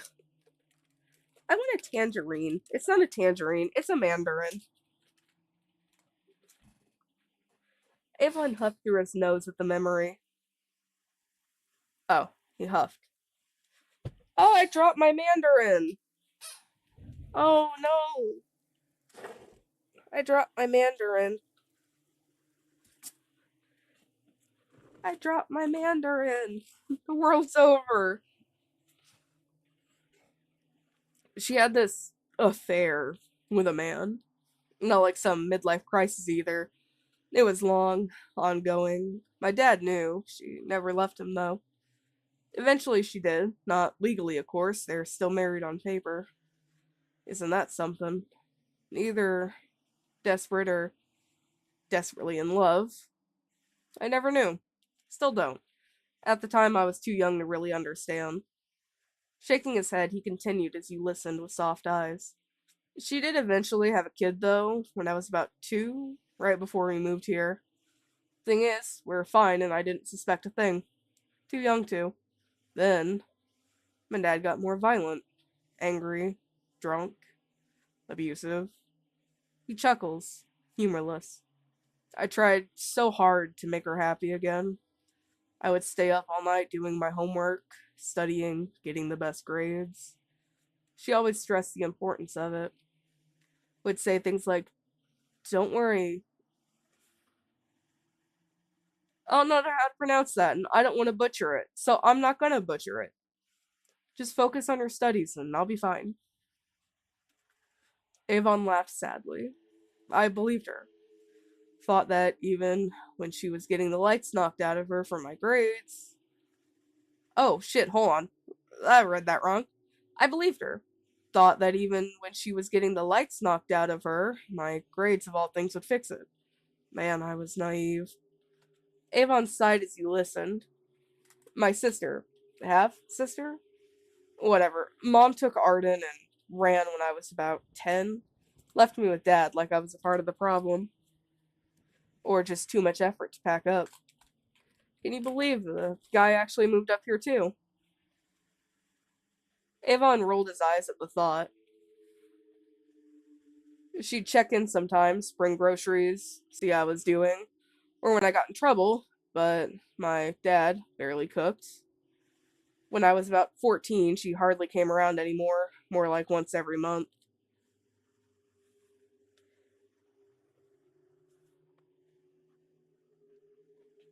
Dad didn't give a fuck either, probably too drunk to. I'm trying so hard to like open this Mandarin and I'm like struggling. I didn't struggle with any of the other Mandarins, but this one wants to be a pain. I just want my Mandarin. Sometimes just too sadistic too. I went hungry a lot, ate spoiled or raw food until I finally taught myself how to cook. Money wasn't the issue. It's not like we were broke, they just stopped caring. My dad raised me to be detached, I guess. Like emotions were a weakness. He wanted me to just be like him, occasionally put his hands on me and talk down to me like I was scum. Probably the worst thing he could have done. He never really saw how much damage that shit caused. But watching him beat my mom, even spaced out as if disassociating. Yeah, that left a scar big enough on its own. You didn't say anything at first, just let the silence settle between you. Avon stared ahead, eyes unfocused, jaw clenched but not angry, just distant, lost in memory. The wind moved through the cemetery trees again, brushing through the branches and stone like the dead were listening. He spoke quietly. You okay?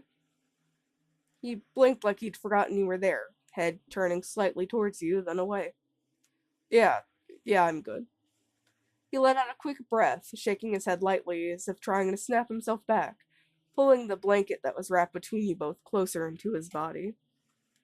Shit, sorry, Saren. I probably got a lot deeper than you expected, huh? He smiled, trying to lighten the mood, but it was more like a mask than anything. It's okay. You kept you kept your tone steady as you smiled. I don't mind. For a moment, his shoulders relaxed. Not much, but it was enough. So, what about your sister, Arden? Yvonne glanced at you, brow furrowing just a little bit. My sister, we're not that close anymore. Oh, really?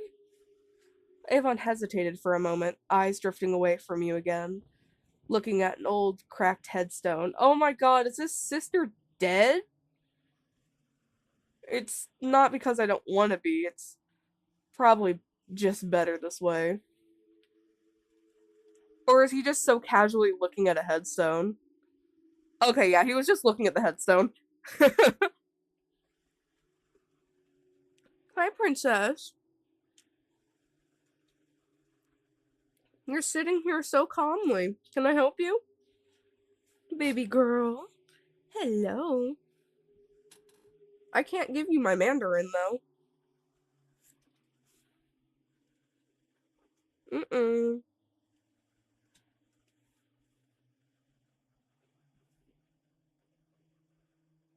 Honey, it's my Mandarin, not yours.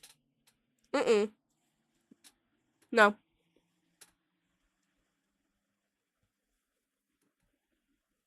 You can sniff it, but I'm not gonna let you eat it.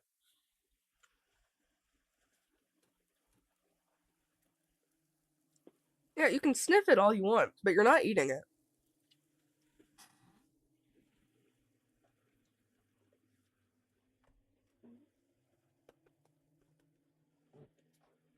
We text a lot, though. Talk here and there, send memes, pretend things are normal. He gave a smile, or a small, hollow chuckle.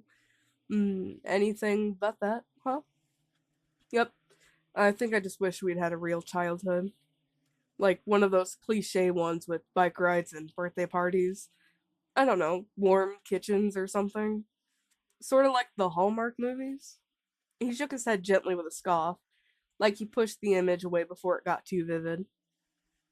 She used to visit when I was younger, after she and Mom left. Sometimes she'd stay a few nights, sometimes a few weeks. I used to count the days until she'd come back. I mean, yeah, she's your sister. His voice got more distant now as he swallowed thickly. I got really attached. Mentally, I mean. Probably more than I should have. He seemed to struggle to look at you after that, staring down into his hands. Anyway, we hang out now and then grab food, walk around. It's good, just not the way I imagined it when I was a kid. He exhaled slowly. Back then, I thought when I got older, we'd just fix it all somehow. Well, do you have any friends? Ouch, how mean. You laughed, giving him an apologetic smile. But yeah, I do though. I'm not sure you could call all of them friends. Um, hmm. Yeah, tell me about your close friends. I've got a little circle. Not many people know about them. Not really. Just a handful of friends, if you could call them that. They're the things. They're the ones I can actually be myself around. No masks, no filters, no judgment. That shit's rare. Ugh, my throat is starting to get itchy.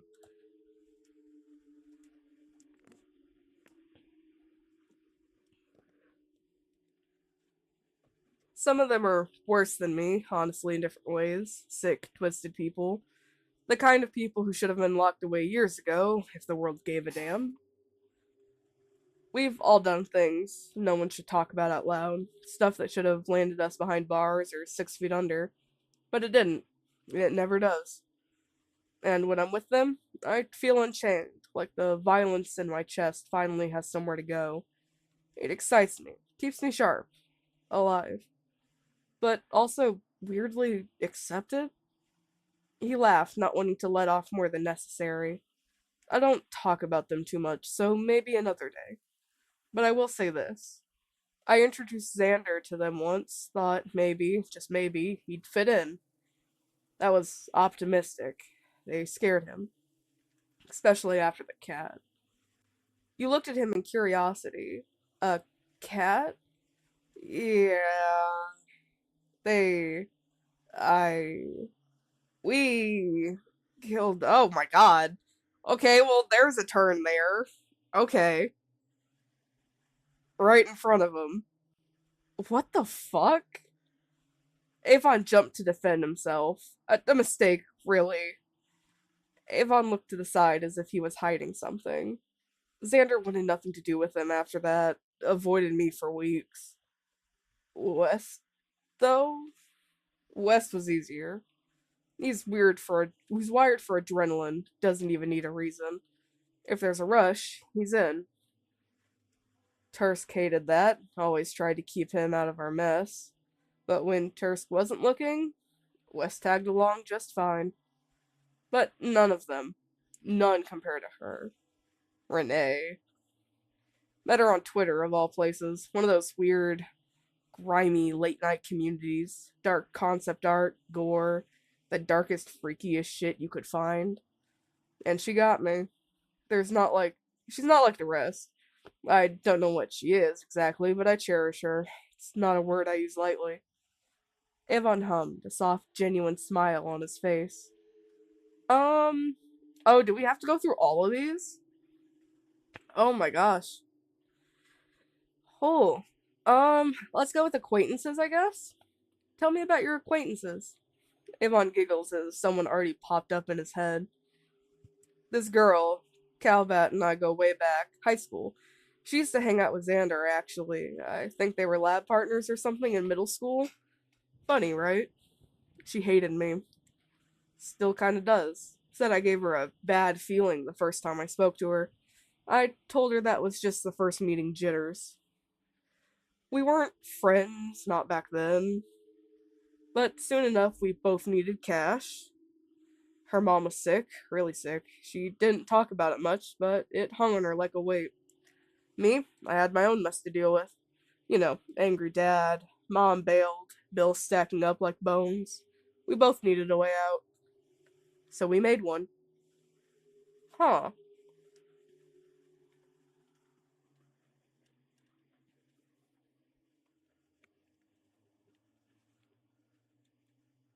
Started small. Contracts off the dark net.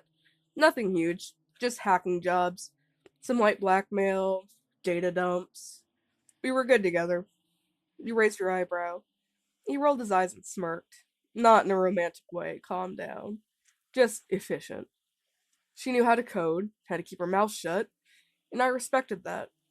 I pitched the organ trade once, just casually. She didn't like that too much. Can't blame her. I guess she's got lines. Me? Mine's a bit blurrier. Instead, we focused on trackers. GPS mods, burner rigs, custom bugs, stuff you stick on a car or a person when you want to know everything. They sold like crazy. Black market, private contracts. Some guy in Russia who never gave a name. We made a killing. She's sharp, no nonsense, and way too grounded to fall into the chaos like others did. She still thinks I'm dangerous. She's right, of course. But she keeps answering when I call, and in this line of work, that's all that matters. Avon sighed thoughtfully. Um, so we did close friends, we did acquaintances. Let's go high school friends. Tell me about your high school friends. High school friends? He thought for a moment, gathering his thoughts. Well, I've actually known Tursk and Wes since middle school. We weren't the best kids, definitely not saints, not even close. We used to mess with this kid, Xander. Actually, he used to be scrawny, quiet, too nerdy for his own good. Easy target. Kinda looked like a kicked puppy most of the time. I think we just wanted to see if he'd snap. He never really did. Avon laughed, as he remembering a fond memory. There was this one time up on the school rooftop. It was my idea, obviously. And I thought it'd be funny, give him a little push, a shove. Dumb move, but we were kids. He went right over the edge. Broke a bunch of shit on his arm, his ribs, maybe his pride, too. Still breathing, though, so not a big deal in the long run, right? He stared in shock. What? This guy is a lot of red flags. Like, a crap ton of red flags. Aeon looked at you, right in the eye. He quickly moved on instead of explaining himself. He simply laughed it off. Anyway, high school came around, and somehow we ended up friends with them. I suggested it, of course. Said it'd be good to keep him close. At that point, he'd fit in alright. After a bit of rewiring, Xander had been changed into something harder, more useful, easier to laugh with. Hello, princess.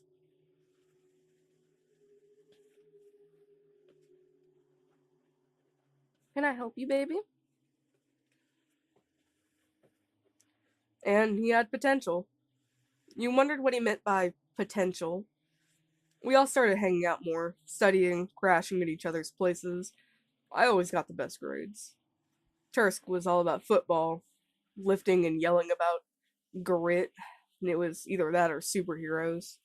West was a sugar bomb with legs, adrenaline driven, jittery hands, big dumb heart, always down to do anything if you framed it right. I found it funny, took advantage of that more than once. There was this night at my house, West dropped a cup, plastic, not even glass. My dad lost his shit, slapped him so hard the walls shook. Poor Wes looked like he'd seen God. Oh my gosh, this guy is fucked up. Like, really fucked up. What the hell? What happened? I laughed. What else could you do? Turst didn't know. From then on, he'd bring juice boxes over like Wes was some toddler. Thought that was sweet, in a sad kind of way. Not that it mattered.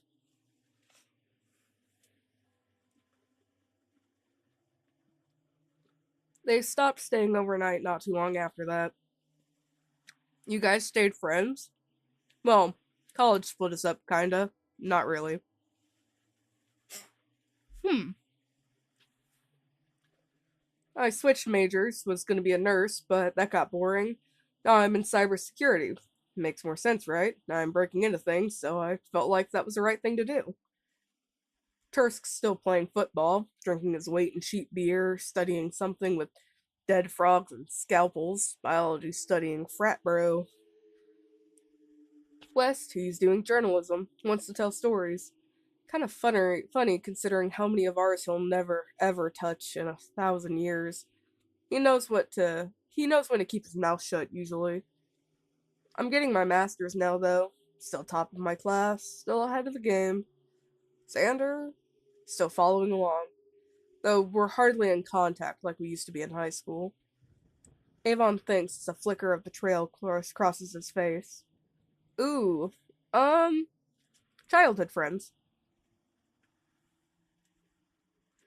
Hmm, Xander. I met Xander when I was 4, fresh off the move to Colorado. We were kids, recess friends. Hmm. He'd follow me around in the playground like some sad little duck, all big eyes, scraped knees. At first, I didn't mind it. He was quiet, easy.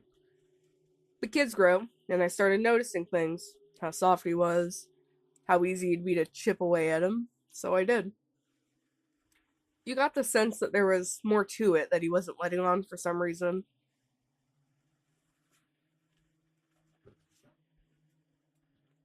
Ooh, big stretch. Ooh. I'd shove him during dodgeball. Say he cried too easy. Pull his hoodie down in front of other kids. He flinched like clockwork. Eventually, I'd corner him after class, whisper things that stuck in his head for hours. No one likes you, you're just convenient. That kind of thing. Okay, I'm gonna be so wild and I'm gonna say something for a minute. And this is gonna be crazy. But I need to preface this for Viridian for a simple fact, because I do struggle to explain things. And I'm gonna be so honest. This guy's personality reminds me, like, it's starting to remind me of my ex that I told you about that wouldn't allow me to have physical contact with them. His personality is starting to remind me of that, and it's giving me the ick. I'm gonna be so honest. Like, it is giving me the ick. And the more I'm like sitting here and the more that I'm like looking at this guy, there's like the clothing wise that is similar to what my ex wore too. The flannel, my ex wore flannel all the time. Like the cross necklace, the other neck, like my ex wore this kind of shit all the time. And this was my ex from like middle school. And I'll be so honest, who I don't talk to them anymore. We completely fell off, but like we were friends for a while. I had a crush on them. Um and like, when you're in middle school, you do some pretty stupid things. So I asked them out and he was like, maybe. And I was like, "Oh, okay. Well, I don't really know what maybe means, but okay." That should have been my first red flag. But like, oh my god, don't get me started on the hair tie. Which okay, it's story time. You guys are gonna love this. No, you're not. You're actually gonna hate this and you're gonna be so appalled. And this is gonna like make so much sense about some trauma, like the way that I act with people. So if you're like, my dear friend Clown or my significant other Viridian, y'all have met me in person. Or like my friend Luna's met me in person too. But out of the people that I'm friends with that hang around, those are the only ones that have met me in person. And I'm sure that there's a lot of things they've noticed about being around me in person. And I'm sure they've noticed I do, like, when I'm sitting with them, I do my best to, like, not make the first initial touch. And that's because my ex, when we were dating, he would not let me have physical contact with him at all. He never explained why I couldn't have physical contact with him, but like I was in a really emotional, like bad state, and he was, like, okay, no, I get that. but I don't want you to touch me in any way, shape, or form. I don't want to hold your hand. I don't want to kiss. I just don't want you to touch me. You have to ask permission to touch me. And I'm not like meaning like in a freak way. I mean like I was not allowed to hold their hand. And the solution to that was he was like, okay, we'll do this. We would take my hair tie that would like hold my hair up. We would take that because my hair was so thick at the time, it would stretch out the hair tie really long. He would hook the hair tie around his finger, and then I would hook the hair tie around my finger, and that was as close to him as I was allowed to be over half of the time. And then whenever I would get in like really bad mental states about it, then that's when I was allowed to have physical contact. That's when I was allowed to have like touch and stuff. It it was wild. It was not a good relationship. It was a really bad relationship. Like really, really bad. It was horrible. And then like I'm looking back and I'm gonna be so honest, it wasn't a good friendship either. Welcome to the chat. What a lovely time to randomly pop in. I was just yapping about how this guy is like slowly starting to remind me of my ex. And like I didn't notice it at first, but I was like, you know, something about him feels like the vibe is feeling familiar. Why is that? And then like he started talking about like how one of his child yeah, that's a guy. He started talking about like, oh, when I was younger, I used to bully this guy. And I'm like, man, that reminds me of what like my ex was like. And then I'm looking at him more and I'm like, man, my ex used to dress like that. So I'm like, huh, huh. There's no way it's gonna get more similar, right?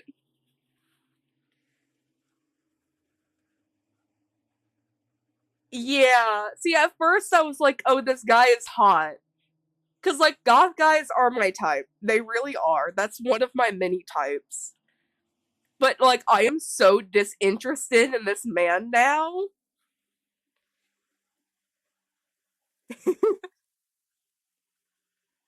But no, I'm like so disinterested in this man though, because he was like, oh yeah, me and my buddies, we killed an animal for shits and giggles, essentially, and I'm like, oh, I have no interest in this man whatsoever now.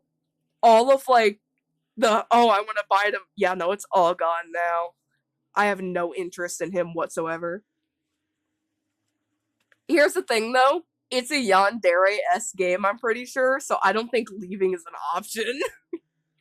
uh, yeah. Maybe, but I was shaping him, doing him a favor. I'd let him sit with us one day. Oh my god, that is exactly what my fucking ex would do. I'm getting a little nervous. Oh no. I'd let him sit with us one day, ignore him the next, toss him a compliment right after ripping him apart. Over time, he started hanging on to every word I said. That's when I knew I had him. By high school, junior year, we weren't just friends, we were something else. We'd do things that make your skin crawl, break ins, vandalism, setups. Sometimes it was for fun, sometimes it was for a little extra cash. Sometimes it was just to see how far we'd go, how far he'd go. And Xander, he hesitated, but never really said no. Oh my god. The I am having like so many because this is all like in middle school and I'm having like so many flashbacks and memories. It's like so wild. Like I am now thinking of when my ex abandoned me in like the middle of a field in the middle of the night in the middle of nowhere. Like, oh my god, the stories that I have about this motherfucker. It's wild. He's giving me the ick now. Not when it mattered anyways. We got close. Real close. Your face scrunched up in confusion. What do you mean? You know, the kind of close people notice, but don't question. Well, Wes did. Rambled about it all the time to Tursk, our friends, but most just whisper about it. I'm gonna keep playing it, but if it gets worse, I might drop it off. Cause like I expect to be disturbed by a game. Cause that was the whole premise and the point. It's a yandere game. It's a horror game. And like looking at the warnings, I knew it would probably get pretty wacky.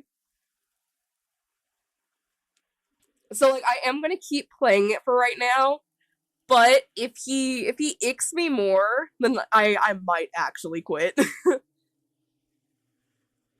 I remembered laughing once, thinking about how no one would believe that we'd really done together, how deep it all went. But then shit caught up to me after high school. I got into some mess.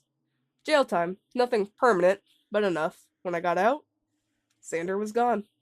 Blocked my number, changed phones, vanished like as he should. You're like, I'm gonna be so honest. Xander is in his fucking right to do that.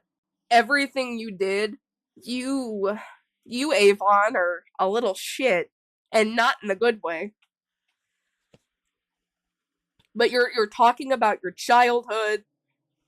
Maybe you changed. People change. It's not acceptable.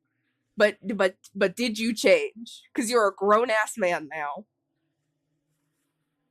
It stung. Bad. Not because I missed him, but because I made him. You blinked once, then twice, trying to evaluate his words properly. And he had the nerve to pretend like I never existed. I don't think he's changed. You looked in shock, jumping back for a moment. Avon sighed and muttered a sorry. I was pissed. Hurt, yeah, but mostly angry. I let it go eventually, got into college, started over kind of thing. Then I saw him again on campus. He looked like he'd seen a ghost. Maybe he had. I didn't rush it, just gave him space and time, and wouldn't you know, slowly he came back around. Or maybe he could have just left him alone. Started messaging, laughing again, letting the walls drop. Same old patterns, same little ticks. Avon laughed. Um, wow, you really do have friends. You're not sure what to say at first, his words hang in the air, dense and uneasy. Wow, you really do have friends. You laugh nervously. Um, yeah, what the hell is wrong with you? You recoil, disgust written all over your face. You killed a cat and thought that was okay. His smile falters, brows twitching and his eyes narrow just slightly. Okay, but the way you worded it made it sound like you guys got some sick enjoyment out of it. But you fucking let Xander around those people, and then you have the nerve to talk about him like some toy? Oh, I don't think he likes that. I don't think he likes getting called out. His jaw clenches as he sat up. He laughs, short, sharp, and joyless. Xander wanted to be there. He could have always said no, Saren. Avon rolled his eyes dismissively. Except he couldn't. It sounds like you didn't give him a choice. You've never given him a choice. Avon goes to speak, but you're quicker, if only by a second. And don't even get me started on this shit with West. He could have been fine, but you just... He cuts in. His voice suddenly louder, tone defensive. I just what, huh? West made his own choices. I didn't hold a gun to his head. I wouldn't be surprised if you did. And who knows if your connection with Renee is even real. Avon's eyes stare daggers into yours. If looks could truly kill, you'd be as dead as the bodies beneath the soil by now. Your tone evens, steady. Look, I don't care what you've been through. There's just no excuse. No better that you're also casual about it. You glanced away, bringing your knees into your body. His mouth opens, but nothing comes out. He stares at you as if he's seeing you differently now. See, you were fine with me until, like, you were fine with me when I was like, oh yeah, like, when we were yapping, we were basic talking, you were fine with me. But the second that I stand up and I'm like, hey, that shit is not okay, suddenly you don't like that. Quickly, your head. Wait, what did he say? Oh, he called me a. Oh, he did. He called me. Oh. Oh, so that's how it's gonna be. Oh, you little. Ooh. mm. Yeah, He. Okay. he. I cannot. Yeah, he called us a cunt. You. You're a jackass. You are a disrespectful little jackass. But I'm gonna be so honest, I don't think we should have popped off at him in the middle of the woods. We are in a cemetery alone. Oh my gosh. He just called us that after we were like, hey, it's not okay that you're so chill about this. Also, who brings up all of this shit on a first date? Like, yeah, you can get deep on a first date, but I don't think you should get that deep on a first date with a man you met 2 days ago. Mm. Quickly, your head snapped back to meet his gaze. What? You think you're better than me, huh, Saren? You stared at him in disbelief, weighing your words. Suddenly, this felt less like an argument and more like your life was in danger. You decided to take things more easy. This was a date after all, and you didn't want your name ending up on some shitty true crime podcast. I didn't say that. That's not. No. I get you had to make cash and went through some shit. I get that. But don't we all? Avon let out a breath from his nose bitterly. For a moment, you could have sworn you saw black rings within his eyes. Ooh. Ugh. Okay. The fact that that's how you reacted because somebody had a normal reaction to some of the fucked up shit you said is wild. You need help, Avon. There was a pause of silence, a long one. He turns his face away from you. Expression unreadable at first. That was until his jaw tightens. His gaze drops to the floor, cold and calculating. When he looks up again, it's not at you though. It's through you. Like something behind his eyes clicked. So that's what you think. Then he smiles. He doesn't say another word, just stares, breathing slow, eyes sharp. Like he was thinking, plotting. As the breeze picked up, you shivered slightly. Avon glanced you inside. Rolling his neck, he looked back at you. What about you, Saren? How's your family and friends? He says it like it's casual, but his eyes linger, like he's actually listening for something deeper than just small talk. Um, I'm probably gonna die. Um, let's make it canon to reality. Neither. I've got people, but I wouldn't call it good. Avon looks at you for a long moment. Something in his expression shifts, like piqued interest. My friends, they were never really my friends. Like, granted, my friends now are my friends, but back in the day, my friends growing up were not friends. Oh my gosh. All of my friends that are my legit friends, I have met on the internet. And those have been like the only people who have been good friends.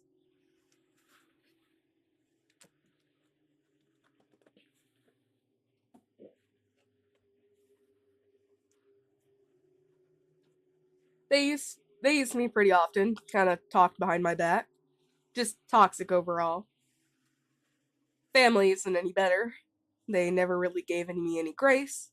Every small mistake was like 1,000 sins in their eyes. Oh, that's so. Huh. That's wild. Yeah, I'm happy that I met like so many of the people that I know now. Like, I met my significant other online. I met Co online.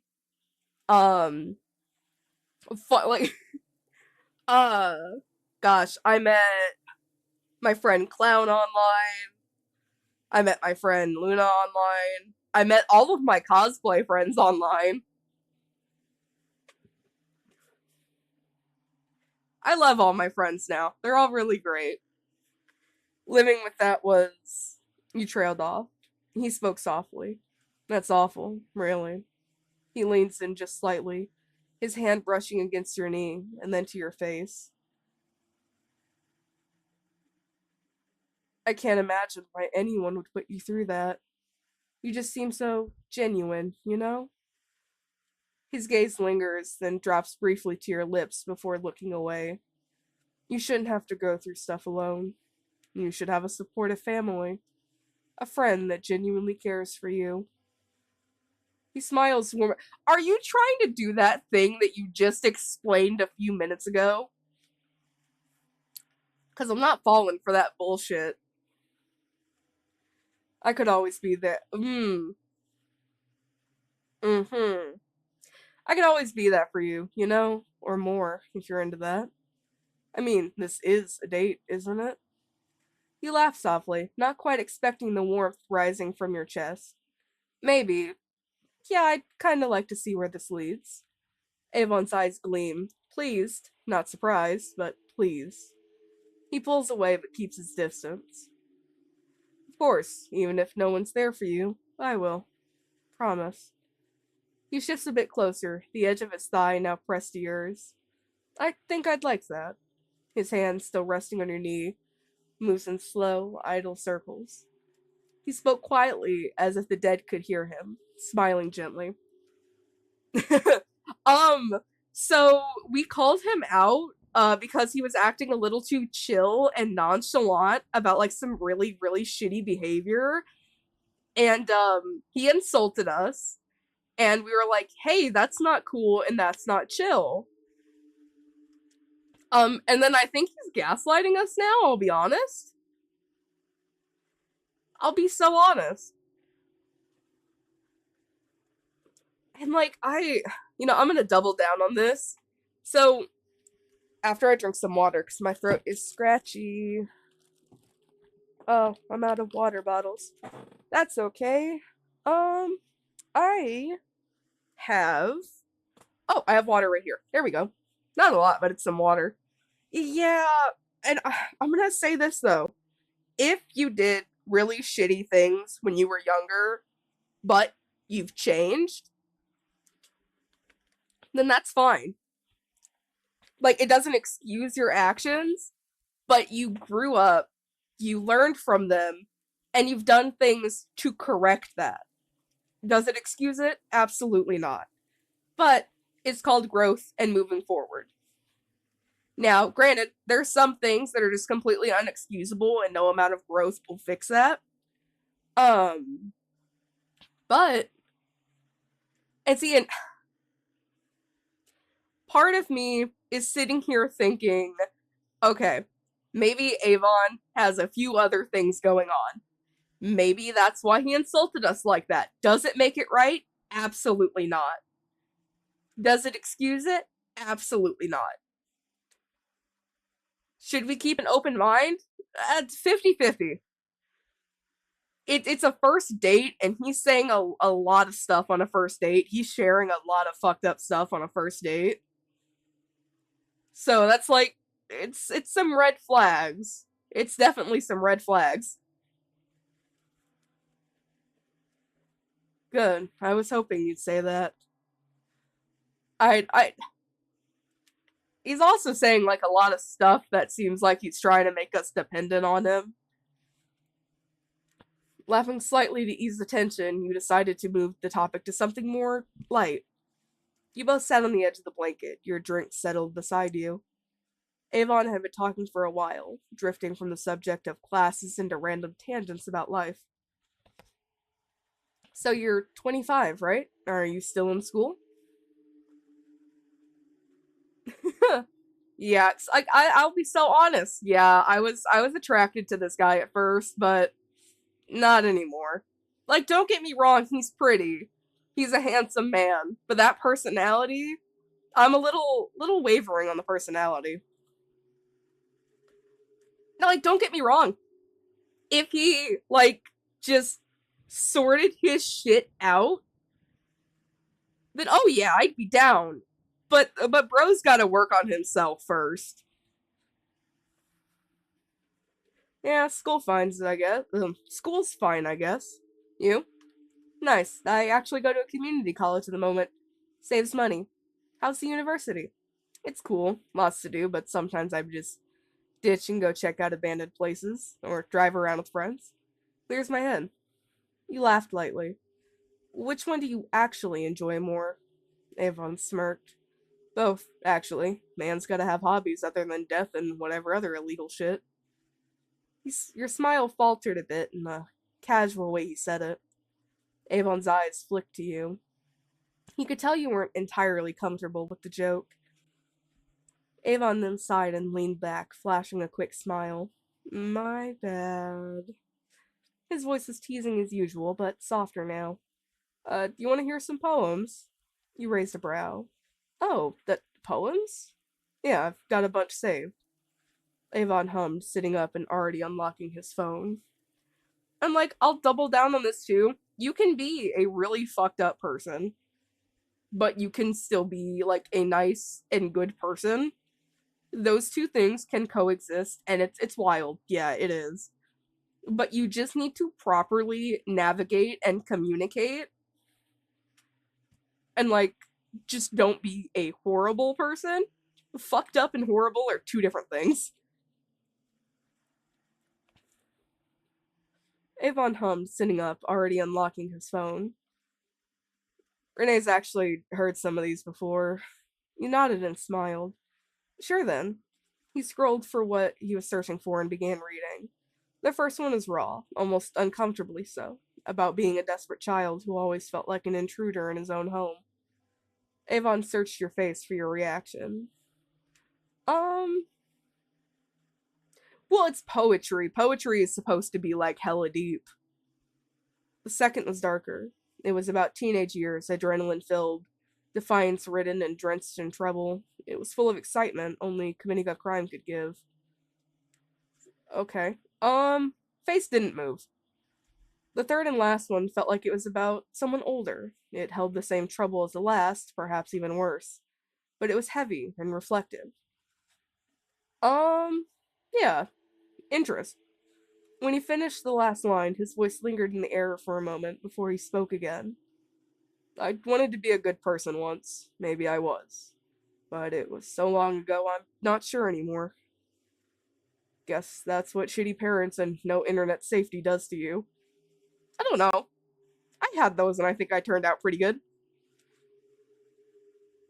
Maybe. You sat there and thought, and that's when you noticed the soft patter around you. It had started to rain, the thick leaves above your head shielding most of it. At least we're under a good tree, he muttered as you two watched the droplets fall just past the edge of the blanket. Silence hung between you until you nudged him. Keep talking. He didn't look at you first, but then his eyes scraped slowly to their corner, glancing over at you. You ever want to disappear? You stared. I can talk. Oh my gosh. You stared in momentary shock. Uh. Ooh. Mm.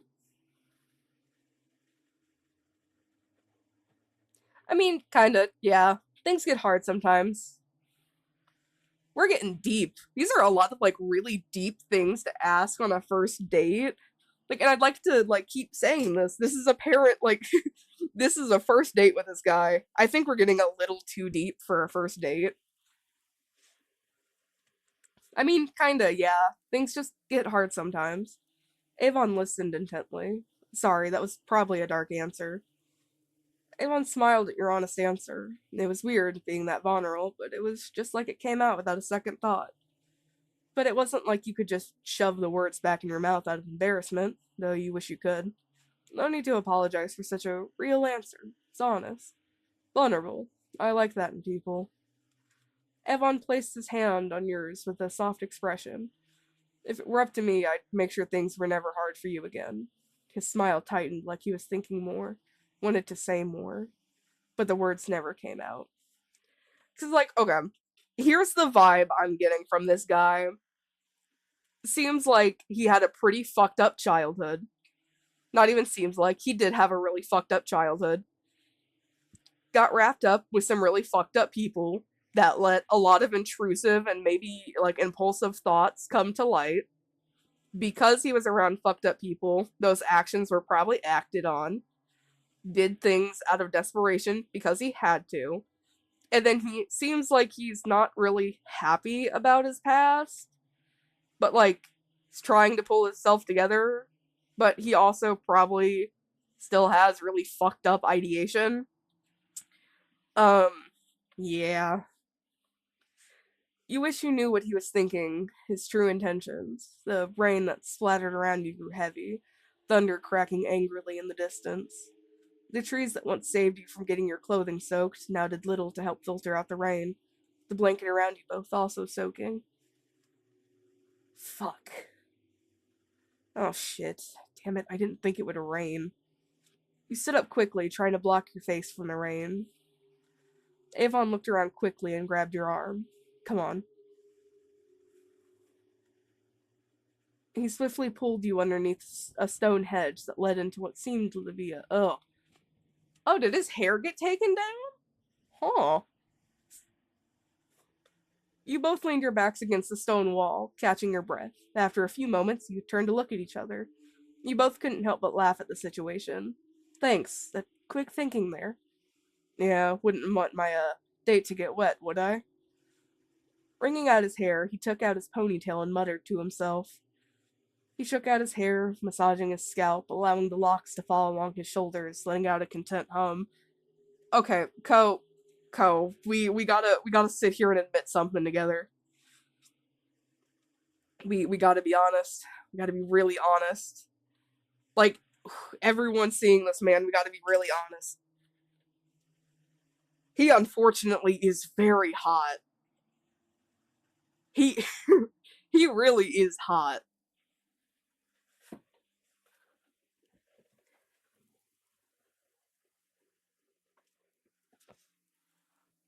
Like, I going forward for right this second, I'm gonna go into it with the mentality of the fact that he was shitty, he did some shitty things, and he's maybe trying to get better.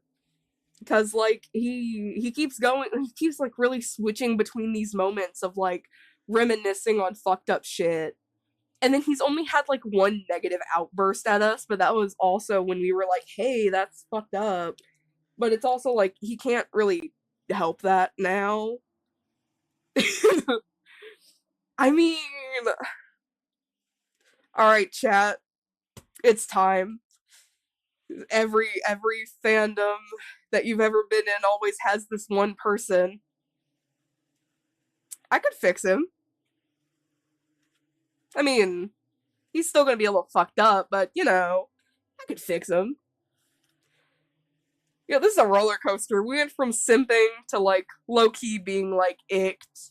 Then we stopped, we paused, we thought about it. I think we should go back to simping. I think that's the appropriate response right now. I think the appropriate response is to go back to simping.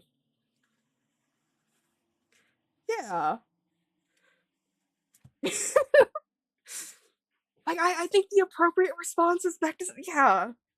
Yeah. I it is true. It really is. Pure Vanilla looks at Shadow Milk and it's just this is a beast cookie. We gotta get rid of him. And then he's like, oh, but he's not that bad. It's okay. We can help him. Oh fuck, he's a horrible cookie. We gotta deal with this. Oh, but wait. He's just building walls to survive. Pure Vanilla would stand there with a t-shirt that says I stand my canceled wife.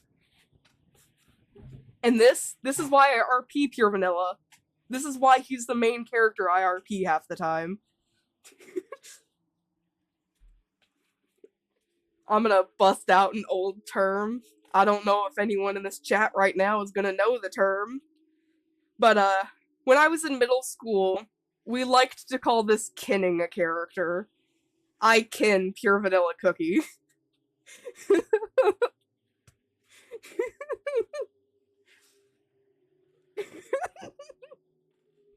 Yep, yep. Busting out some older terminology that I don't know if people use that on the internet anymore.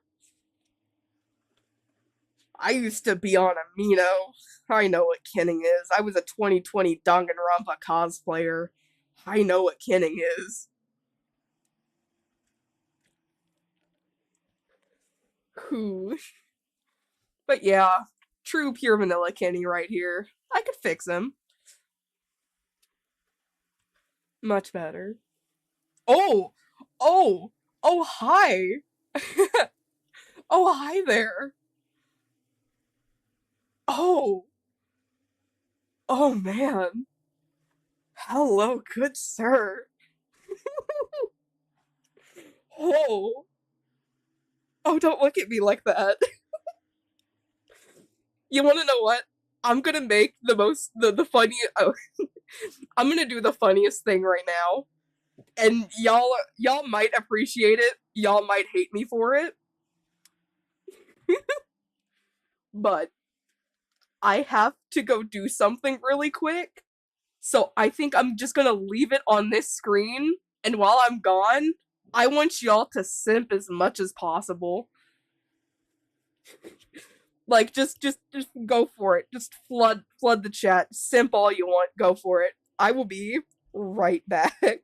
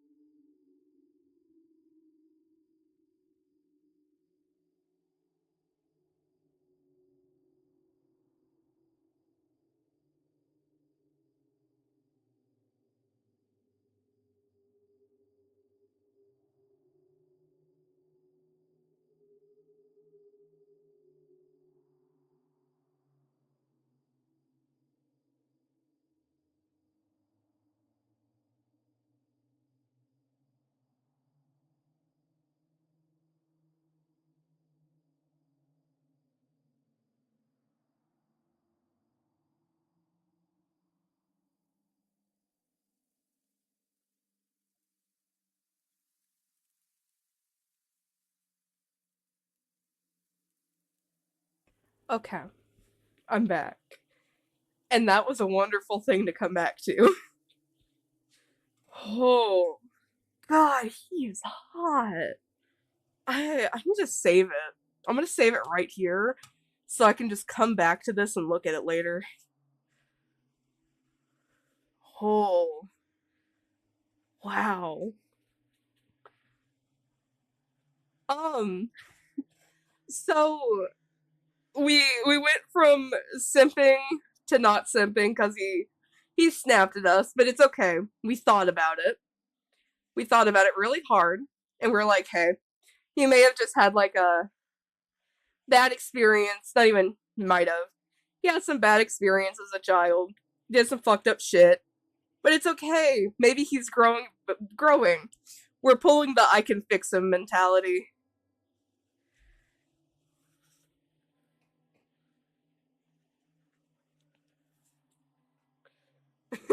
No, it's okay.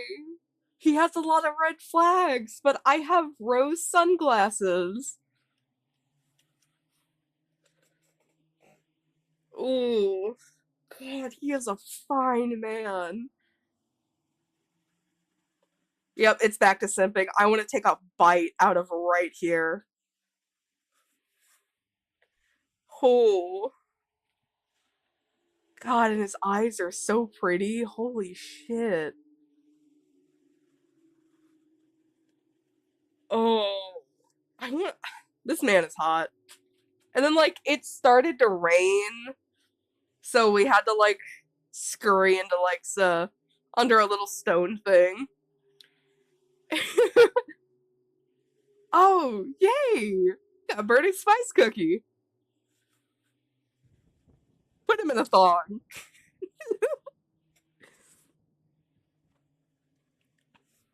He smiled at you, playfully teasing you. You're shivering. Yeah, I guess a blanket can't do much when it's wet, can it? You laughed, pulling your arms closer into your body. If you want, I could hold you. We could keep each other warm, just till the rain calms down enough to walk to the car. Hold me? You suddenly feel warm already. Avon, oh God, look at him. Oh, he is. He's hot. God damn. Ooh. I want a bite of that, man. God damn. Ooh. Yeah, hold on. Come here. Don't make it awkward.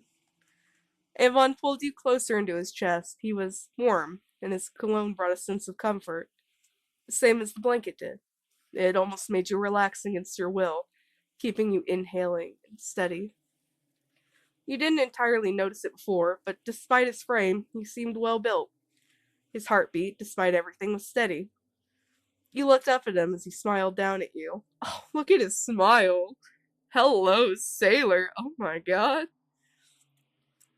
Better? Quickly, you turned your head away bashfully. Yeah, actually a lot warmer now.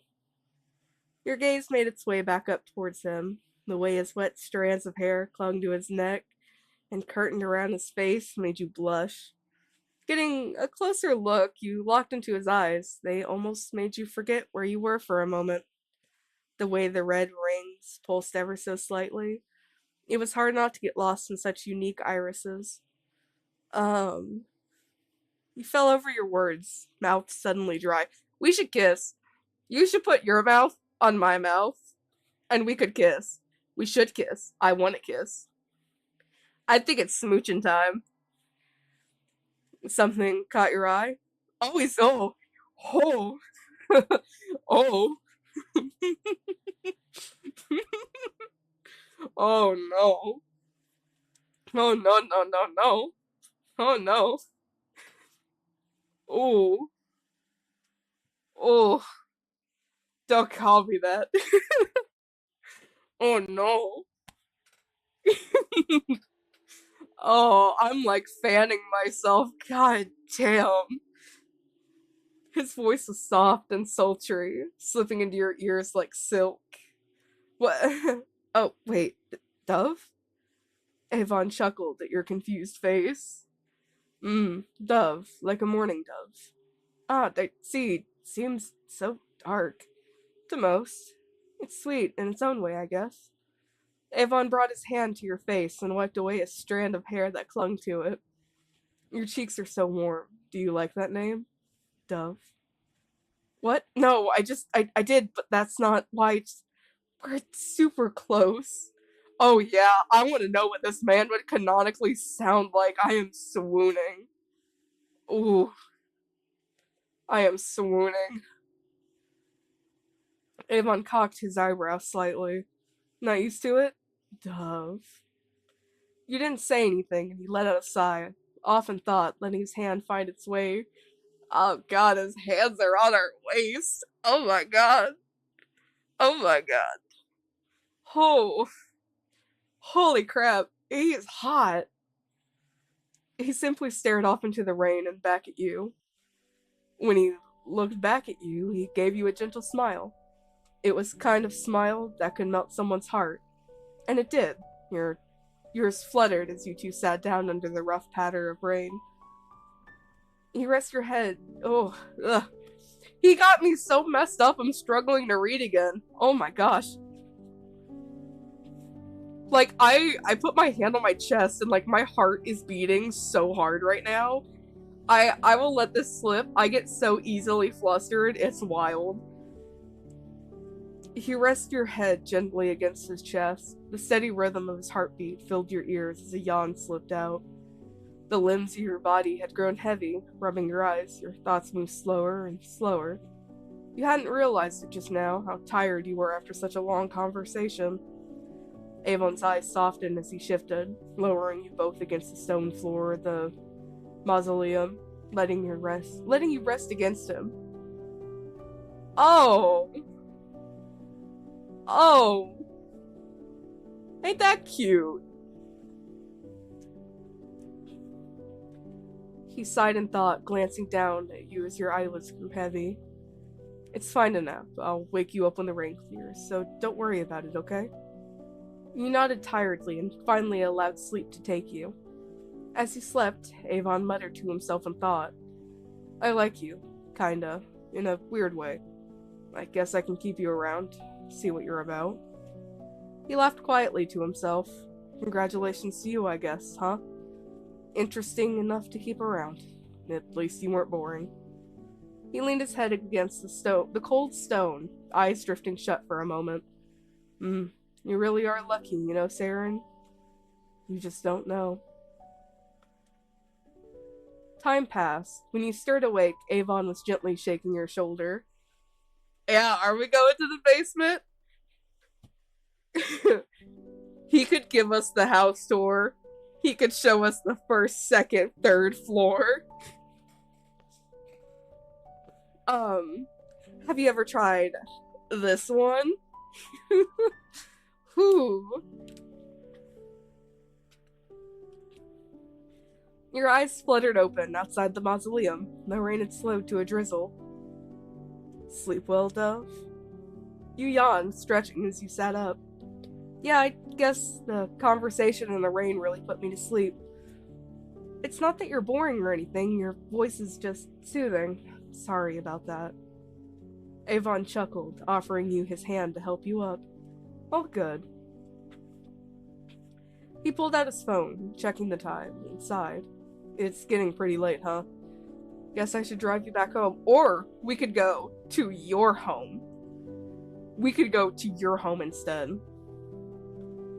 He guided you by the hand back toward the soaked picnic spot, collecting a few snacks and handing them to you. For the ride. Wait, what about the rest of the stuff? Avon glanced over his shoulder and shook his head with a smile. I'll come clean it up later. Let's just worry about getting you home for now, okay? You nodded, following him down the path to the entryway of the cemetery. Back at his car, he stashed the snacks, then opened the door for you. As you settled inside of the side, he slipped into the driver's seat. Before starting the car, he pulled out a... Oh. Okay, well, this might escalate soon. He pulled out a long switchblade and placed it casually on the control panel. Oh. Your eyes widened in shock, slightly at the side of the blade. Did you always have that? Oh, that escalated. He buckled his seatbelt, glancing between the knife and you. Oh, yeah, keep it on me in case anything bad happens. Out of habit, really. You laughed nervously, trying to poke fun as he started the car. What, did you think I was some serial killer here to take your organs or something? Avon gave you a once-over and let out a short laugh as he pulled out of the lot. You? Not in a million years. Well, okay, it's not... Okay, considering his past, I'm not surprised that he carries some kind of weapon. I'm not. So, like, that's not too bad. I just didn't expect him to so casually pull out a switchblade and throw it on the dash. You giggled as the car rolled down the empty streets toward your house. The ride was full of chatter and jokes as Avon... Oh, we're holding hands again! Oh my god! Guys, we're holding hands again! As Avon held your free hand in his, rubbing small circles on your hand with his thumb. Oh! Oh, he's got a fluffy jacket! Oh my god, he's got a fluff jacket. I'm in love with this man. Guys, I need this man. I'm in love with him. He's got a fluff jacket. He's got the fluff jacket. Oh my god, he's got the fluff jacket. Before long, you stood outside your place. Avon got out too, grabbing his jacket and leaning against the car to watch as he walked up to your door. Thanks for the date, and for driving me home. Avon grinned playfully, rolling his eyes. Of course, of course. Sorry you got wet, though. You glanced down at your damp clothes and shrugged. That little rain never killed anyone. I guess you're right. Well, tonight was nice, Sarah. I'll let you get inside and get settled. You nodded with a smile, turning on your heel, but before you could step away... Oh, is he gonna kiss us? Is this gonna be like one of those romantic... Ooh, is it gonna be romantic? Which fandom? That's the real question, which fandom?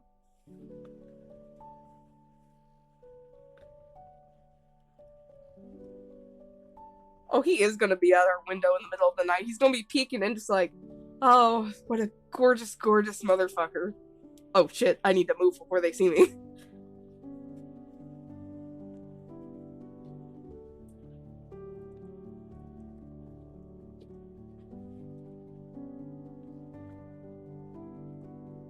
Okay, you are gonna make Viridian lose their shit, okay? Viridian is really big into Undertale. Yep, there he goes. There he goes. There goes Viridian.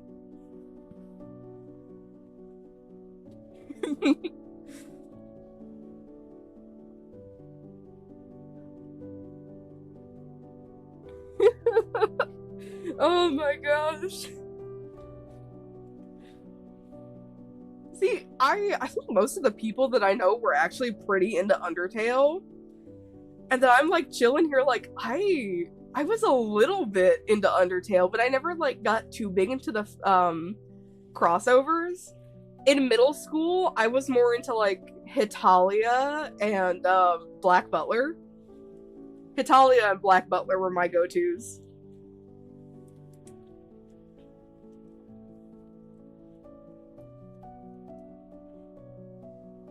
Cigarette drag. Hitalia? I haven't heard that name in a minute.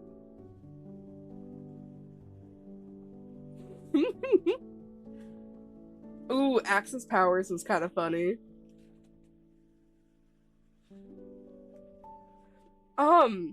So I don't know much about it, but I think the person who did this one was like wrapped up in some controversy too. But I really liked Bindi and the quest for the ink machine. That was something I was pretty into.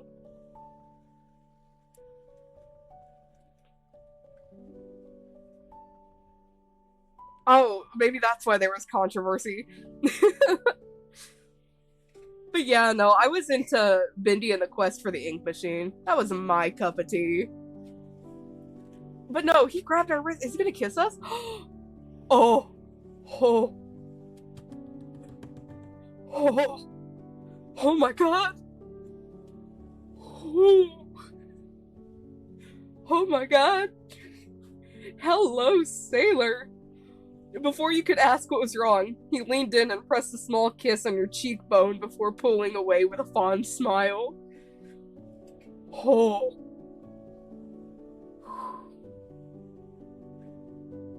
Oh. Okay. Oh my god. Ooh. Ooh. Hi, princess. Can I help you, Miss Ma'am? Yeah? Is something wrong? Yeah, princess? You smell like butt. You stink. A princess. Oh my god. Oh, this man. Oh, this man. Hi, princess. Welcome. Did you think I was in distress? It's okay. I promise I'm not in distress, queen. I'm just having a little bit of a gay panic. I promise I'm okay, princess. Oh my gosh. It's okay, girly. I'm just having a gay panic. Oh. Also, you missed. You missed. My mouth is right here. Actually, here, hold on. My mouth is like right here. I think it should be like right here. Oh, it hid behind Saren. Oh, but yeah, my mouth is like right here. Have a good night, Dove. You stammered, cheeks hot. You too. Blushing, you watched him head back towards his car, but before getting in, he glanced back at you with a small grin.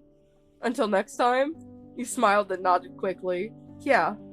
He waved you off and slipped inside, shutting the door behind you. You smiled to yourself. The date wasn't half bad. A little creepy, sure, but not half bad. Okay, we got one of the endings, and I am not gonna do a run through of all of the endings.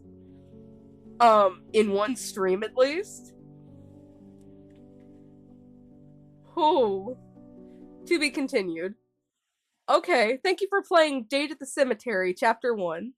Be sure to rate the game. Yeah. Oh, I will be rating the game, definitely. Oh my god, I loved that so much. Oh, oh my gosh. That man was fine as hell. Avon, you have some red flags. You have some things wrong with you, but you want to know what? We can work on it together. We can work on it. Chef's kiss together. So, how are we all feeling about Avon? We can fix him. We can fix him. Give him a little smooch on the nose. We can fix him.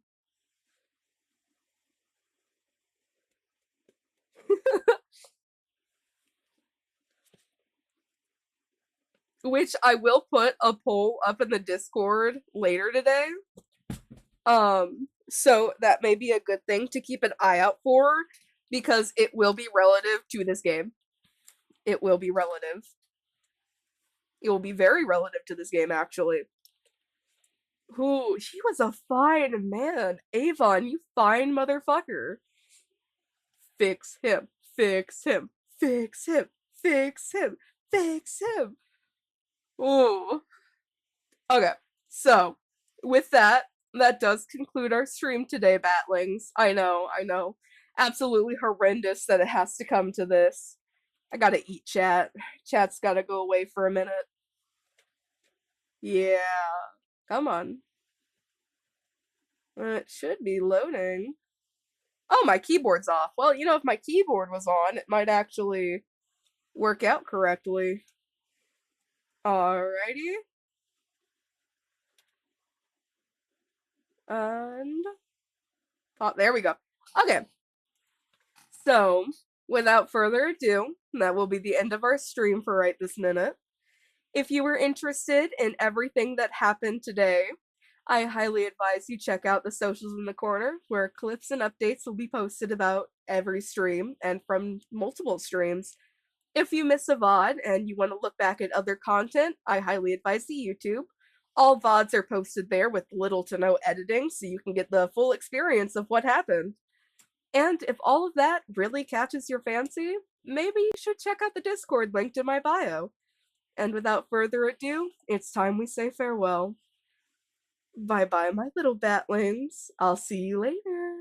Bye.